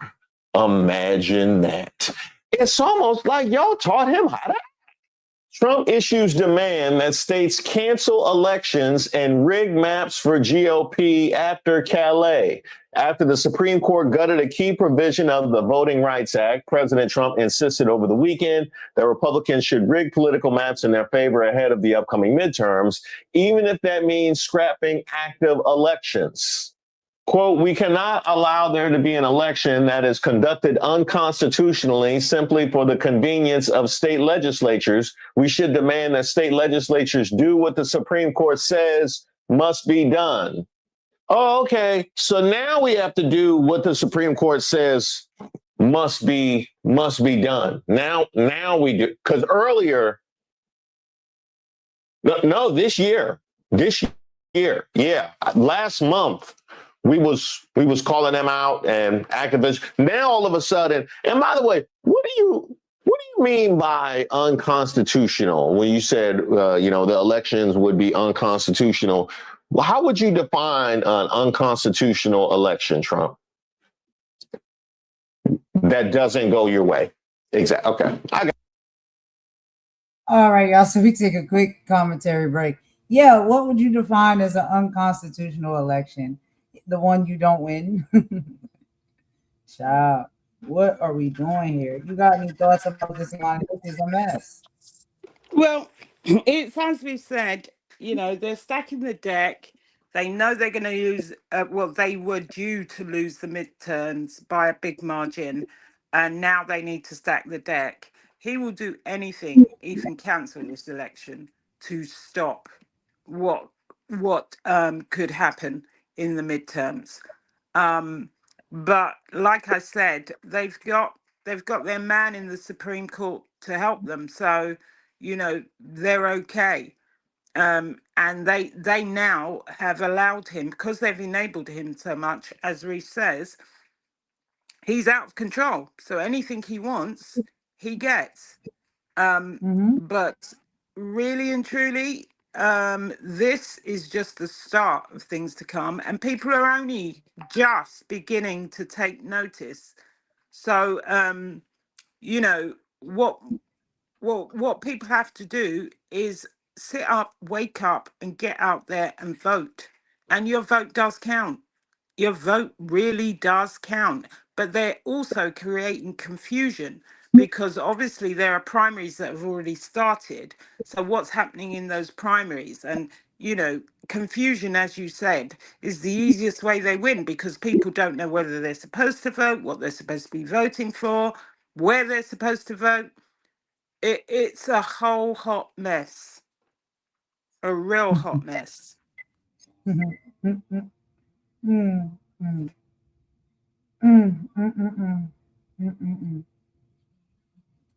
So, we have these intellectuals, that come along or whatnot. And it's not to say that they're not intellectual, they're not smart, they don't have, skills and ideas and things of that notion. But, when I look at these type of characters, it just, one thing for me, it's just like every time I see these type of people, it always reminds me of that character, Steven and Django, and yes, Steven was the mastermind, right? He's the intellectual superior, showing signs, checks, managing finances, right? But it's just like, what does that character represent to you? So to me, Steven represents the enforced hierarchy of the plantation system, right? Taken to its most extreme and psychological level. The systemic gatekeeper represents those who benefit from a corrupt system and will do anything to protect their status within it, even at the expense of their own people. The survivalist traitor, and y'all know our man Sam L. Jackson, he played that part real well. But he explained, like, Stephen believes that he is king, right, in his 75-mile radius, because he on the plantation like everybody else on the plantation. But in that space, that square footage, he feels as though he doing something. He knows that if he leaves, he will not have, you know, any other identity or any other purpose. He's just going to be another slave. So he weaponizes the system to maintain his comfort and power. Because after you're not there, you're one of everybody else, right? And then, like you said, the internalized oppression. So this character and these people that act like this are like the ultimate Uncle Tom archetypes. But there's a predatory twist. They don't just obey their master. They actively enforce the master's racism and cruelty and to ensure their own survival and superiority over their other people. So in modern political commentary, right now, what can we do to tie these pieces together? Okay. So what we're seeing here in this video we watching with Reese Waters, and we're talking about Clarence Thomas. Okay. Now, the Stephen character is often used as a metaphor for the sellout architect, a person who uses their intelligence and position to pull up the ladder behind them. Just as Stephen provided the intellectual cover for Candy's incompetence, right? Critics will argue that figures today provide the legal cover for policies that harm their own community. So do y'all agree with me or not, y'all? Do some of these people really be popping out and giving Stephen energy from Django? What do y'all think? I'm sorry. I just laugh and I'm just like, yeah. No, you're right. You're right. But the other thing that people have to realize, if your vote wasn't as powerful as it can be, they wouldn't be trying to take it away. Thank you. Thank you, girl. Thank you. That's it. You have to know the power in your voice. You have to know the power in your vote. But let's keep going so we can get through this video, y'all. Got you. As long as we're clear. Well done, Supreme Court. Well done. And you too, Louisiana. In response to the court's decision, Louisiana Governor Jeff Landry declared an emergency and halted ongoing U.S. House primaries in the state to allow the GOP-controlled legislature to enact a new gerrymander before the midterms. Now, wait a minute. Is this the same Jeff Landry that was rolling with 50 Cent? Huh. So that's 50 Cent's boy. And he said, what now? Declared an emergency and halted ongoing primaries to allow the GOP-controlled legislatures to enact a new gerrymander before the midterms. Oh, they in the disenfranchisement candy shop. That's where they at. It's many men they don't want to vote. That's y'all's man, 50 Cent. That's y'all's man. And by the way, I hope everything is all good in Louisiana since this calls for an emergency. I could think of some reasons to call for one. This what he went with. And he wasn't the only one. I'm such an amazing leader and so great for the great state of Tennessee, I have called a special legislative session because we're 51st in the nation for education spending. No. Because we have one of the highest infant mortality rates in the nation? No. Because we've had zero job growth for 2 years here in Tennessee? No. Because we can't afford groceries? No. Because our farmers are suffering with the war in Iran that you supported? No. Why, Marcia, are they coming back in session? We can take voting rights away from Black people.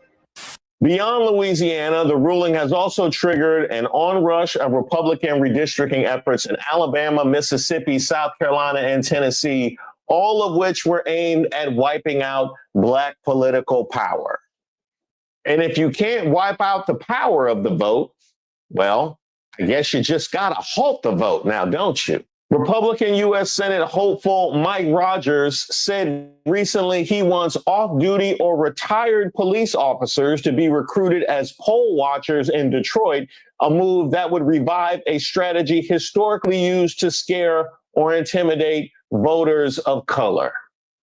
Not across the country, not in Michigan, in Detroit. They're not even shy about it. And maybe you should have, Mike Rogers, because I mentioned in the case with Jeff Landry and Marsha Blackburn, they had other things to worry about. This you?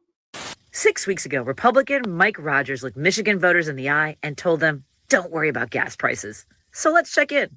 March 17th, Oakland University. College Republicans ask about gas prices. Rogers tells them, you'll get your oil because we're going to pump our oil right here in America. And we got plenty. We are more than 60 days into the Iran war. The average gallon of gas in Michigan, $4.86.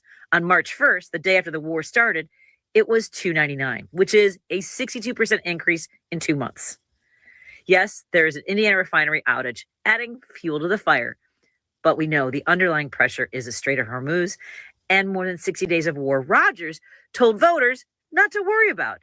Trump rejected Iran's latest peace proposal. The war is still happening. Here's the thing about running for Senate on don't worry about it. Eventually, people fill up their tank. Eventually, the receipts show up. Rogers lost by 19,000 votes last time.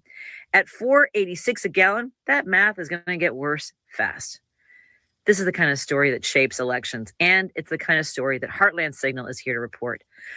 So here's my last question. Because I've asked you how gerrymandering looks when you're this unpopular, how it looks when you can't use race, and that's what you prior have been using in order to gerrymander up to this point. But how about this? How does gerrymandering look when you've already gerrymandered this much?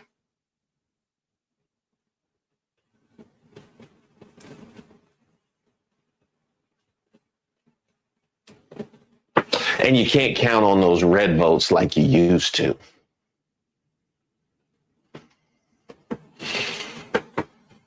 There's nothing that the GOP or MAGA or Trump has rolled out that hasn't come back 10 times bigger. And this will be no different. But we do, at least at the very minimum, have the necessary justification to do what should have been done a long time ago when it comes to the Supreme Court. So for that, Clarence Thomas, Sam Alito, John Roberts, thanks for playing. Well, if the vote wasn't worth something, they wouldn't be trying to keep you from voting. So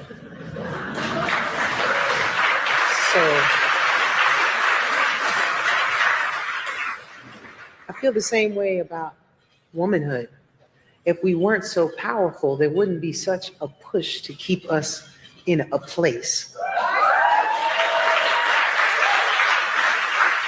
Thank you guys so much for watching the video, and a special shout out to everybody who reached out to me at admin@reesewaters.com.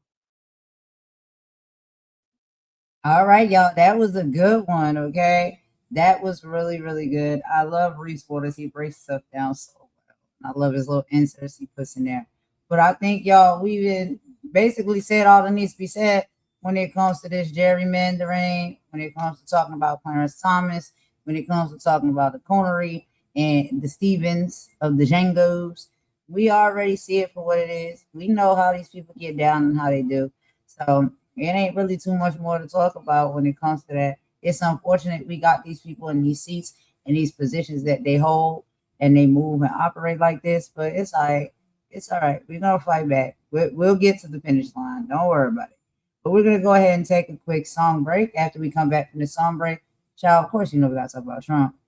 So we'll be getting into some content around Trump and how he is being busted now in court for what he always does, stealing and embezzling money, right? So we got to talk about this $1 trillion that's been lost, and it's now been found, and we're going to find out exactly why. And guess what? It's your taxpayers' dollars. So let's take this song break, y'all. These people are greedy for money. That's what it boils down to. We'll be right back after this.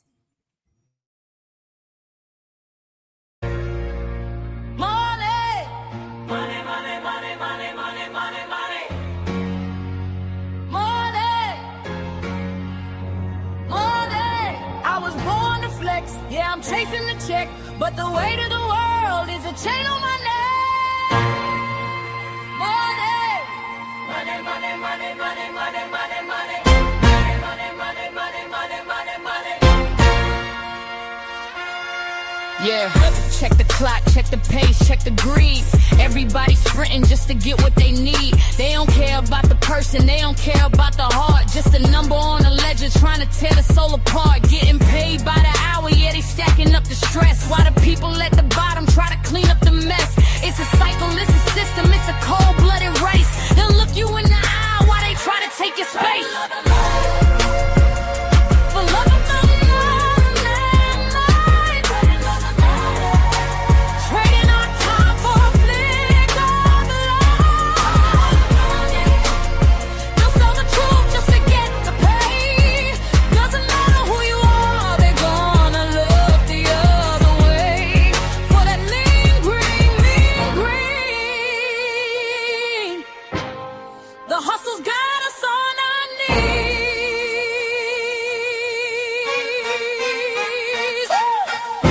I need the racks, but not like that. No, I need to win, but keep the facts straight. Everybody's acting for the digital stage, selling out their spirit for a click on the page. Clickbait the drama, monetize the fake. How much of your integrity are you willing to stake? They're getting paid to hollow out everything we seek. The bank account is heavy, but the character is weak. Check the status symbol, check the bottom line. The pressure of the climb's gonna drive us out our mind. Chasing down a bonus isn't worth the cost of time. Got to have it, I'd rather have the truth. Stop trading all our wisdom in the fire of our youth.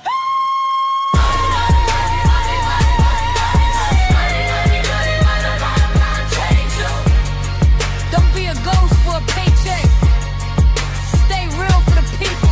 Money, money, money, money, money, money, money. Don't be a ghost for a paycheck. Stay real, I'm starting to be a fool. Buddy.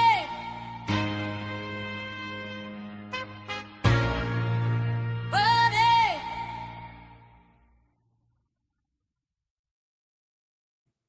All right, y'all. So thanks for rocking with me through that quick little song break. We're going to go ahead and just get right into this video, y'all.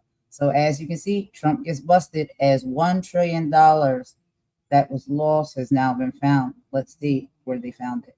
Let's get into it. Meet y'all in the chat.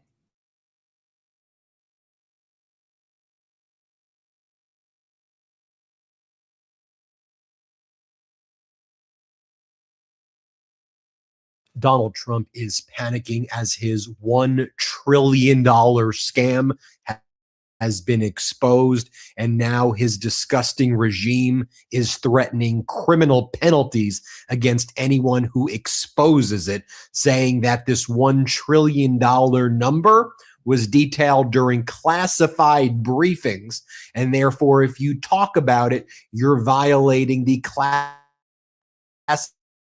designation, and you will be criminally prosecuted. Well, we're not scared here at the Midas Touch Network to talk about it.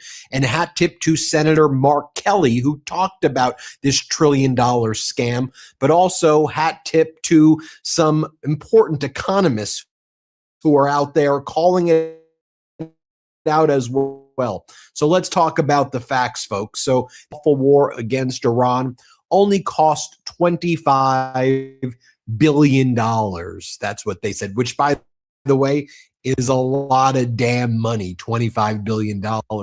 But that's just the cost of some of the missiles, some of the weaponry, some of the costs of, moving the troops into the region. That doesn't actually factor in the consequential costs that are going to be imposed as a result of Iran now controlling the Strait of Hormuz, the U.S. security umbrella being utterly destroyed in that region and through the rest of the world, and more. Let's just go through some of the facts. So, as Margaret Brennan, during the Pentagon classified brief on Iran war impact on U.S. weapons stockpiles, Senator Mark Kelly says it is shocking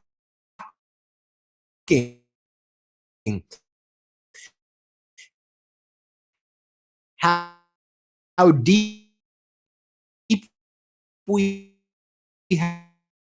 have gone into the magazines. And he's talking about the Tomahawks and the THAAD round.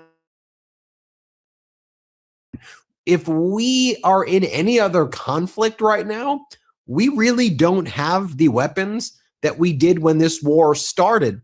And by the way, there was a $1 trillion military budget for the fiscal year of 2025. So now the Trump regime is demanding a budget of $1.5 trillion. And Senator Kelly said, I was in these classified briefings, and in these briefings, we learned why they want $1.5 trillion now, because we've run out of weapons. We've run out of weapons. I'll show you that in a moment. But now Secretary of Defense thug Pete Hegseth says the following. Captain falsely and dumbly about a classified Pentagon briefing he received. Did he violate his oath again? Department of War legal counsel will review. So they're going to try to prosecute Senator Kelly once again.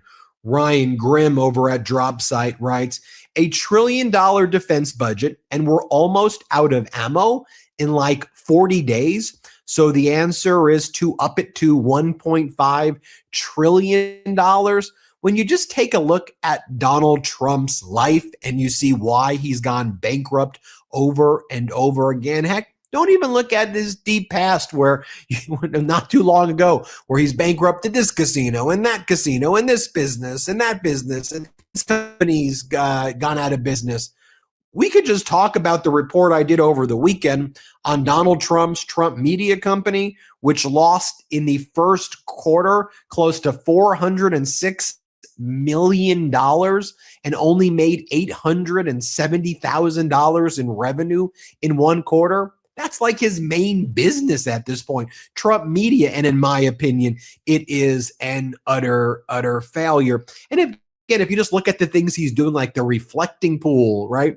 So we now learn, New York Times did a great report on this. He gave a no bid contract for around $7 million to his own pool guy to paint the reflecting pool blue instead of actually deal with the underlying issues, which is the leakage and the algae, because DC is a swamp and the summer makes the algae and the swamp-like conditions, which leads to micro cracks, which leads to bigger cracks, which leads to leakage, and 19 million gallons that leak from that reflecting pool every year.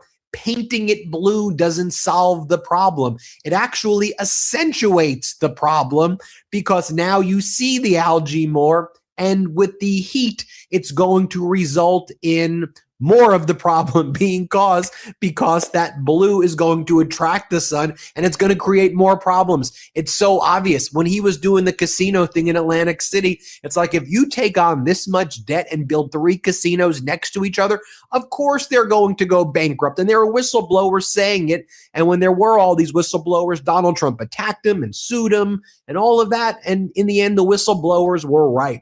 I got to give a hat tip to my friend Justin Wolfers. And Justin Wolfers did a really thorough op-ed the other day. And here's how he described the real cost of the war in Iran. And he says it will be in the trillions and trillions and trillions. So Pentagon says the Iran war cost $25 billion. But Justin Wolfers, in an op-ed with the New York Times, says the number is trillions. So the Defense Department's $25 billion price tag, as DropSite explains, for Operation Epic Fury covers only missiles fired, planes flown, and equipment lost, and little else, Wolfers explains. The fuller accounting, he writes, runs into the hundreds of billions and possibly trillions. Let's just go through it together. Geopolitical risk. Fed economists estimate heightened risk of this scale costs roughly $200 billion and leaves millions fewer Americans employed within a year. Interest rates, with rate cuts now off the table, the Fed's likely response could cost another $200 billion in lost economic output. But how about the fact that it also impacts the bond market? This is where it's clearly in the trillions. It impacts the bond market. The 10, 20, 30-year, even the 2-year yields are significantly higher, which means the country has to pay more on the interest back every single year. And that is in the number in the trillions. The stock market. Wolfers estimates the war has wiped out roughly $3 trillion off S&P 500 valuations. Oil prices could be elevated through 2028. You know, when you looked at the United States markets compared to foreign markets, the U.S. market's not first. It's lagged significantly behind other countries. And even though there was growth in S&P and in other indices, the U.S. markets that Donald Trump likes to brag about could be significantly higher right now if Donald Trump didn't engage not just in the catastrophic war in Iran, but also all of his tariffs against the world. Goldman Sachs projects the U.S. GDP growth will be 0.5 percentage points lower, around $400 billion in lost income over 2 years as a result of the catastrophic war. The administration's 2027 defense budget request is $1.5 trillion, a 40% increase, or roughly $4,000 per American household. $4,000 per American household for Pete Hegseth, in my opinion, just completely misusing it. These people are the height of waste, fraud, and abuse. They talk about golden domes, and if you want to get into what the Senate actually believes about the Golden Dome in the United States, it's based on a lot of junk science. Given the size and scope of the United States, this golden Western hemispheric dome, it's just, in my opinion, Donald Trump, like with the casino. Let's build 3 casinos and we'll paint it all gold, or we'll paint it blue and it'll look beautiful and everybody. No, you're not actually following the damn science. You're not following the damn facts. Defense spending, in addition, $4,000 per American household. Look, if you're in this community, you're paying attention.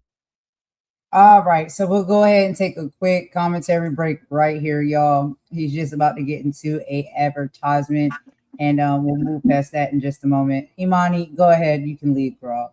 What do you think? Yeah, his war maths is like his business maths, and we know how his business ended up in bankruptcy. The fact is, the $25 billion, which is a lot of money, is operational costs, and the fact that they're going to run out of munitions is incredible. But that doesn't take into account the additional costs of war, the markets, the oil price, the global risk, the inflation, the GDP growth, which is going to be less than expected. The fact that the markets were on an upward trajectory before all this happened. He was left an economy that was stable, and now it's very unstable.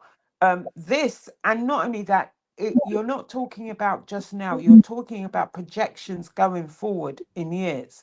That, you know, the trillions is a number that people should look at. And the fact that it will cost households an extra $4,000 a year. Who has that? And why? Why this cost? And then you've got the extra spending on security, defense after this war. During this war and after this war, and the long-term costs. And it's a shit show. That's the only way I can describe it. So, you know, people saying it's costing $25 billion a day, that's just for the operations. They're not giving you the additional cost, the loss in the markets, the rise in the oil price. It's, you know, they're very, very, you know, the information that comes from this White House is not accurate. And like we said, you know, he's running this war like he ran his businesses, into the ground. To the ground, exactly, into the ground. Don't have not one standing business to this day, but he's supposed to be businessman extraordinaire, right? So let's talk about it. Let's get into it, okay? Because basically, these people think that we're not intelligent. They try to play in our face, okay? So they're talking about this robbing Peter to pay Paul type situation, right? The $1 trillion house of cards. They told us that tariffs will make us rich. Instead, the courts ruled them illegal. Let's just be very clear about that. And now the government has to pay back almost $166 billion that it already spent on Lord knows what. I guess ballrooms and, you know, spaceships and things of that nature. But guess what, y'all? This is your tax money going to pay back businesses because the administration broke the law and wanted to just run rampant with the money that your taxpayer dollars was going into. So they was having a field day out there. They was out there like, you know, Pretty Woman, you know, when she was just out there shopping and stuff and just having a good time buying all them outfits and stuff like that. Yeah. Trump's going around purchasing things just that way with your taxpayer dollars.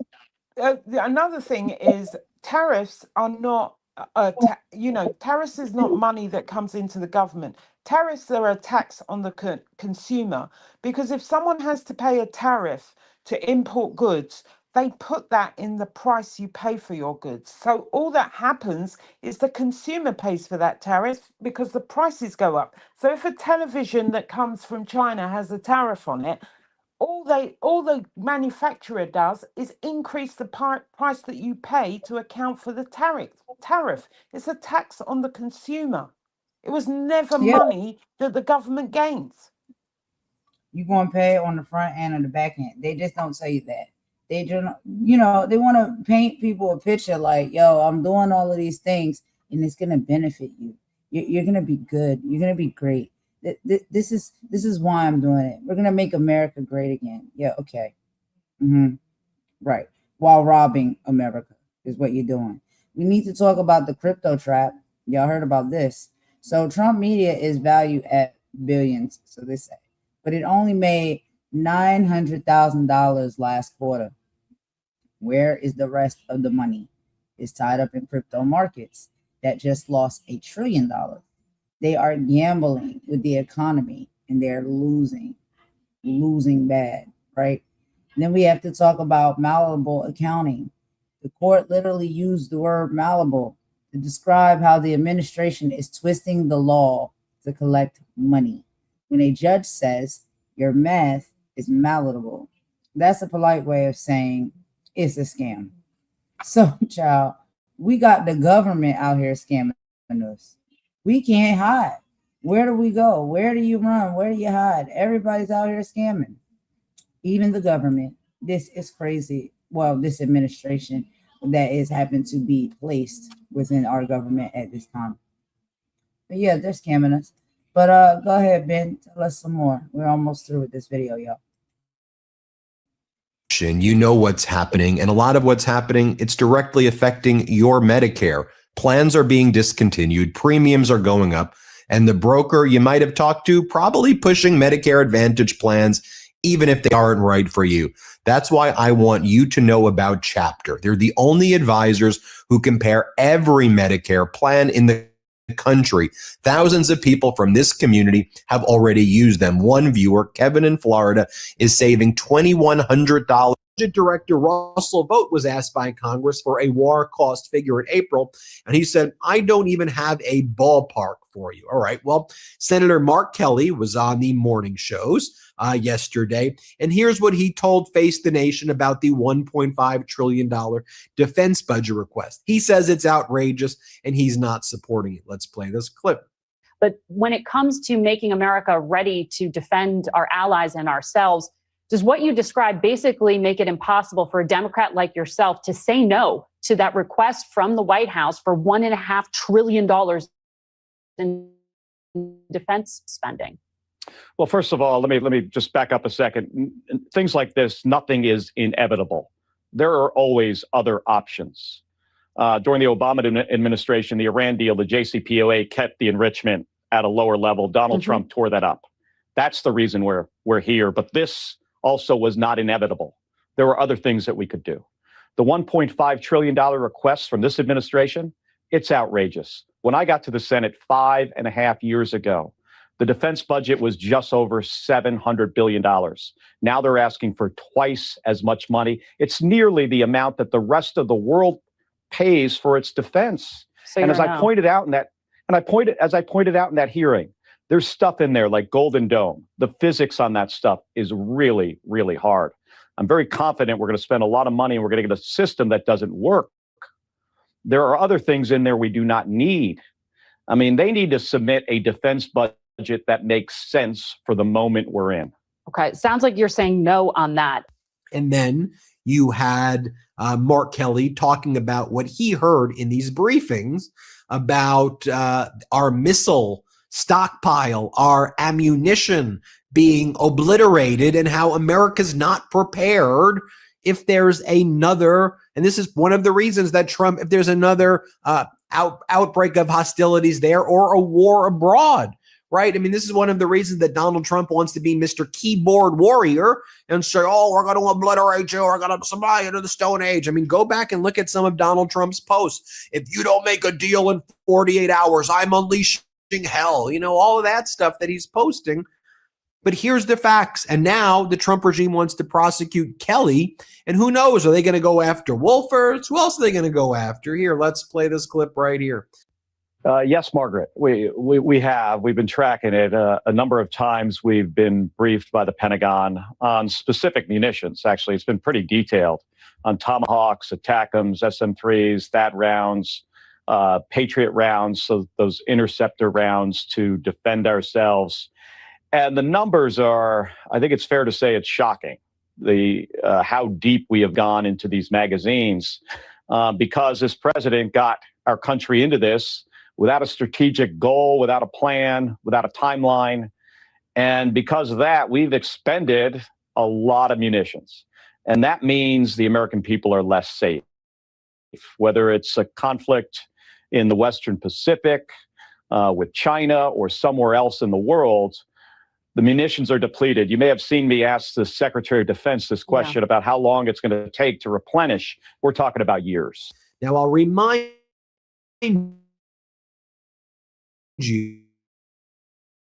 that when was trying catastrophic war in advance of the massive deficits that we've now incurred in advance of the massive debt. Remember, it's their gold card. When Trump does these two things, when he goes, we're bringing in $18 trillion or $21 trillion abroad, false, fraud, Ponzi scheme, lie, scam, you come up with the name, but they're saying that so that we get programmed to think trillions in, trillions, trillions. And so all these big numbers just get all confused and combined, and no one knows what's real because you said 21 trillion, 18 trillion, 3 trillion, 5 trillion. No, the reality is actual trillions are being stolen from you. Actual trillions are being stolen from the taxpayers to do all this catastrophic and criminal and war criminal stuff. But what they said, remember the gold cards, Howard Lutnick on this podcast is like, they're like, well, so how much are you, how many of these gold cards are you going to sell? Lutnick's like, all right, let me tell you what we're going to do here. I think we're going to make $5 trillion. There's like 50,000 eligible people. and they all want a gold card. So we're going to make 5 trillion. And they're saying that because they're stealing trillions from us. Here, play this clip. By the way, yesterday I sold a house. Oh, you did? I got a poly market I created on how many of you guys going to sell this year. And how many people do you think there are that could qualify in the world? There are 37 million people in the world who are capable of buying the card. In case you were wondering. 37 million. That's a lot more than ChatGPT told me. Who are capable of buying it. Who are capable of buying it. Now, I'm not saying they will, but they're capable of buying. How many do you think you'll sell? Well, the president thinks we can sell 1 million. So That's $5 trillion. Now, I'll remind you what Hegseth said when he testified. We need 1.5 trillion and we're going to stop the woke and we're going to stop diversity, man, because diversity ain't a strength. Diversity's our weakness. And that's what everybody says about our military. You're too diverse, man. We need all white guys. We need all out of shape white guys. That's what we need. Here, watch what Hegseth says. Here, play this clip. I haven't talked about it as much in these hearings because this is a budget hearing about 1.5 trillion that's historic and significant. But underwriting the change that we've seen at our department was a laser focus on getting back to basics. And the key word to that is merit. We had a department that was obsessed with gender, ideology, and race, diversity, equity, and inclusion. In fact, the mantra you would hear dripping from the lips of generals and with a serious look on their face was, our diversity is our strength, which is the single dumbest phrase in military history. I mean, absolutely crazy stuff. There you have it, folks. It's trillions of dollars, this catastrophic war. And it's been exposed from economists like Wolfers, senators like Kelly, and I'm proud to be able to use our platform here at the Midas Touch. Now we're calling this out every damn step of the way. Hit subscribe. You may think you're subscribed, but just can you double check? Can we get to 7 million subscribers together? Thanks for watching. We appreciate you so much. Thanks for watching. Be sure to Well, there we have it, y'all. You know, we've been seeing it. We've been calling it. The proof is in the pudding. I mean, we have the numbers. And there's multiple people that are also coming out and attesting to the fact that they're robbing people of their money and just throwing it to whatever it is they see fit to do at that time. And then trying to hide it and pretend that is for the betterment of the people. And it's not. What are your thoughts on this, Imani? Well, you got to remember when Pete Hegseth was appointed, the biggest budget that he had managed was $5 million. Now you're giving him trillions of dollars to manage. And it's incredible. Like I said, these are all DEI hires. Didn't earn it, don't deserve it, and I don't know why they're there. It's ridiculous. I mean, a man that managed the biggest budget that he ever managed was 5 million, and he made a mess of that, remember? And he's now supposed to be responsible for trillions and trillions of dollars. I think they're just putting numbers in the air and asking for stuff. And you know, there's probably a bit of scamming going on. There's probably a bit of a lot of money not going to places it should do. But it's incredible that you have people like this in charge in such senior positions.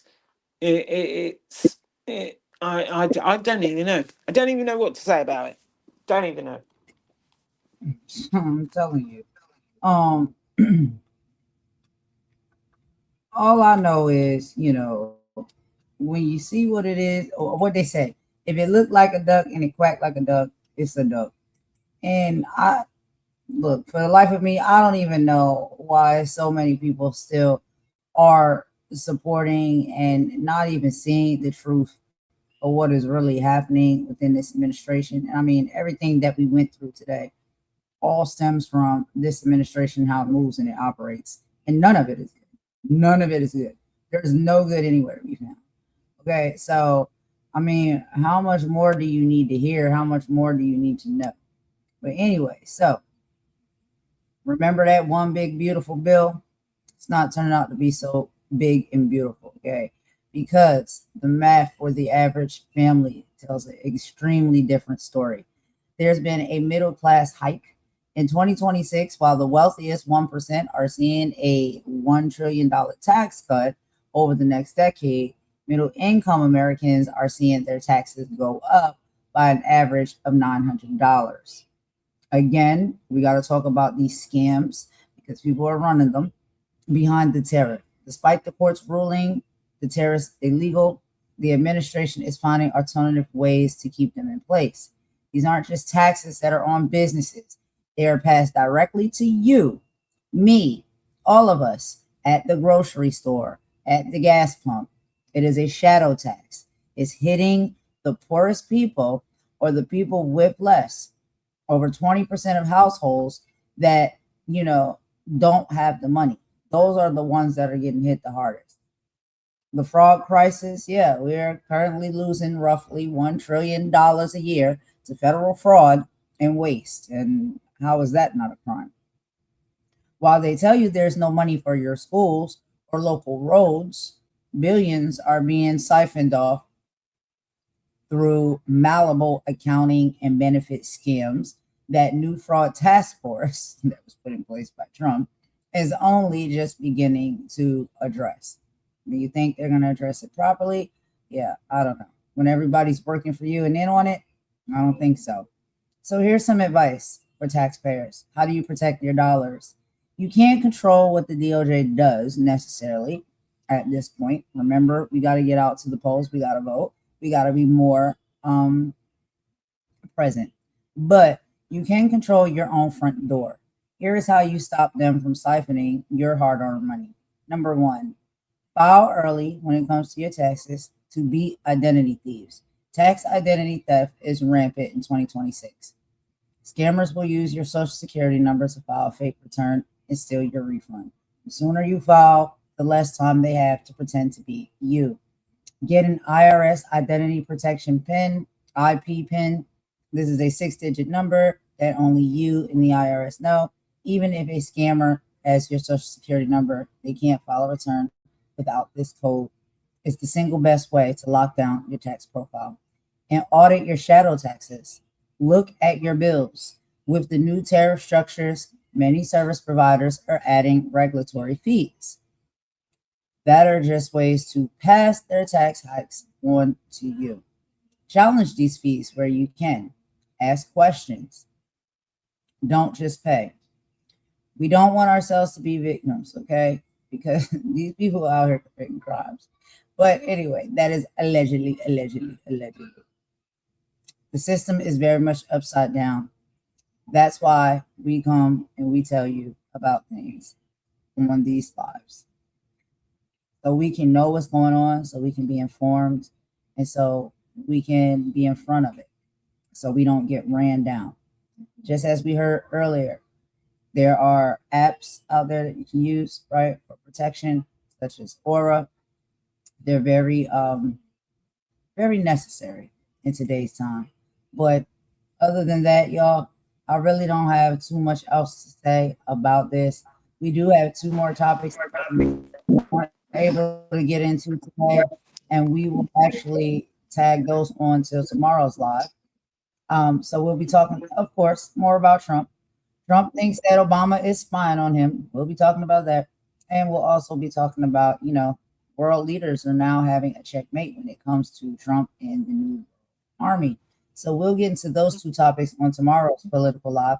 But that's it for this one. Imani, do you have any final thoughts? Yeah, I was just going to say, history moves in cycles, and periods of conflict and fear often exist alongside acts of courage, rebuilding, unity, cooperation, and resilience. And even when the news headlines focus heavily on crisis, there's lots of people out there every day still helping each other, still organizing for change, still raising families, great families. still creating, still healing, still doing great things out there and working towards getting a better, brighter future. I know it sounds, quite trite in these circumstances, but there is hope and there are great things to come. I believe that. And things will get better. I believe that too. I see it. I know it. The people are seeing things for what they are. They're standing up. They're standing together. And that is the goal, right? For us to stand in unison together because we're stronger together than we are separate. And that that's basically what it is when it comes to all of us as a people. There's no specific gender, race, or anything like that. Just knowing right is right, wrong is wrong, and these people are not going to play in our face anymore. So if that is all you got to say, girl, that's all I got to say on this. We will be back tomorrow with another update. Yep, that's all I got. And everybody have a really great day, great evening, great night, wherever you are in the world. And we'll speak tomorrow. Okay, sounds good. Thank you so much for joining me, Imani. I hope you guys enjoyed the show. Per usual, we're going to go ahead and end it with a bop. We will talk to y'all on the next live. Catch us over there. Everybody have a wonderful rest of the day. Golden out. Bye.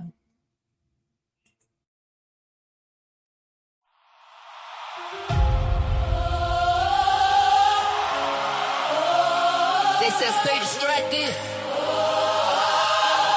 stay divided, stay tired. But people waking up now. Yeah, something's shifting. Rise up. Oh, yeah. Oh, yeah. They can't silence the people no more. Too much pain been buried before. Every headline opening wounds. Still we rise, still we move. Hands up high, let the truth be known. Too many hearts turn cold and stone. But the fight for tomorrow lives on. And the people singing strong.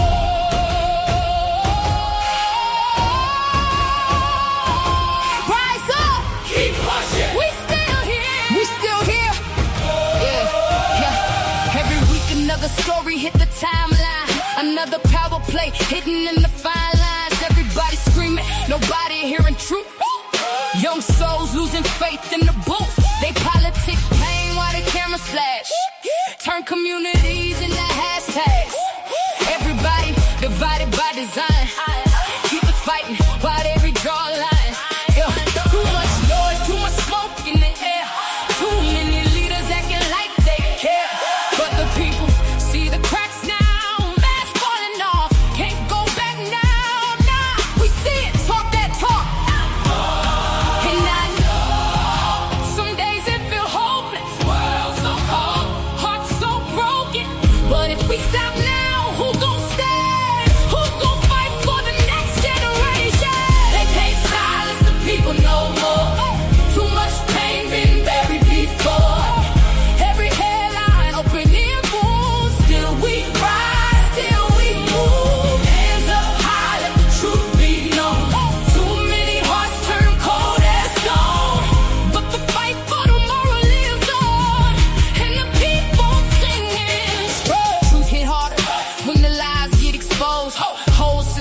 Under pressure ain't cold. Everybody angry, everybody online, but rage alone won't heal the mind. We need wisdom with the passion too. Can't become the thing we accusing them to do. Mirror conversations hurt the soul sometimes, but accountability the hardest climb. See the cycle repeat every year. Yourself faster than whole ground here, but I still believe in people waking up, even when the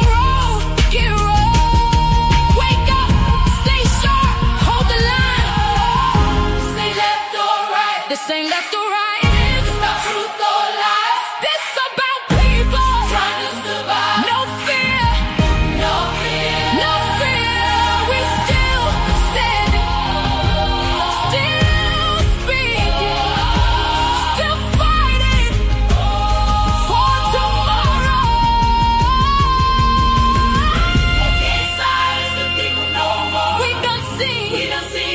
silence fall. Every storm made us stronger now. Shall we hear? Till we hear and we louder now. Hands up high, let the whole world know. Truth gon' live when the lights get low. And the fight for tomorrow lives on. So the people keep singing strong. Stand tall, we still here. The people won't fall.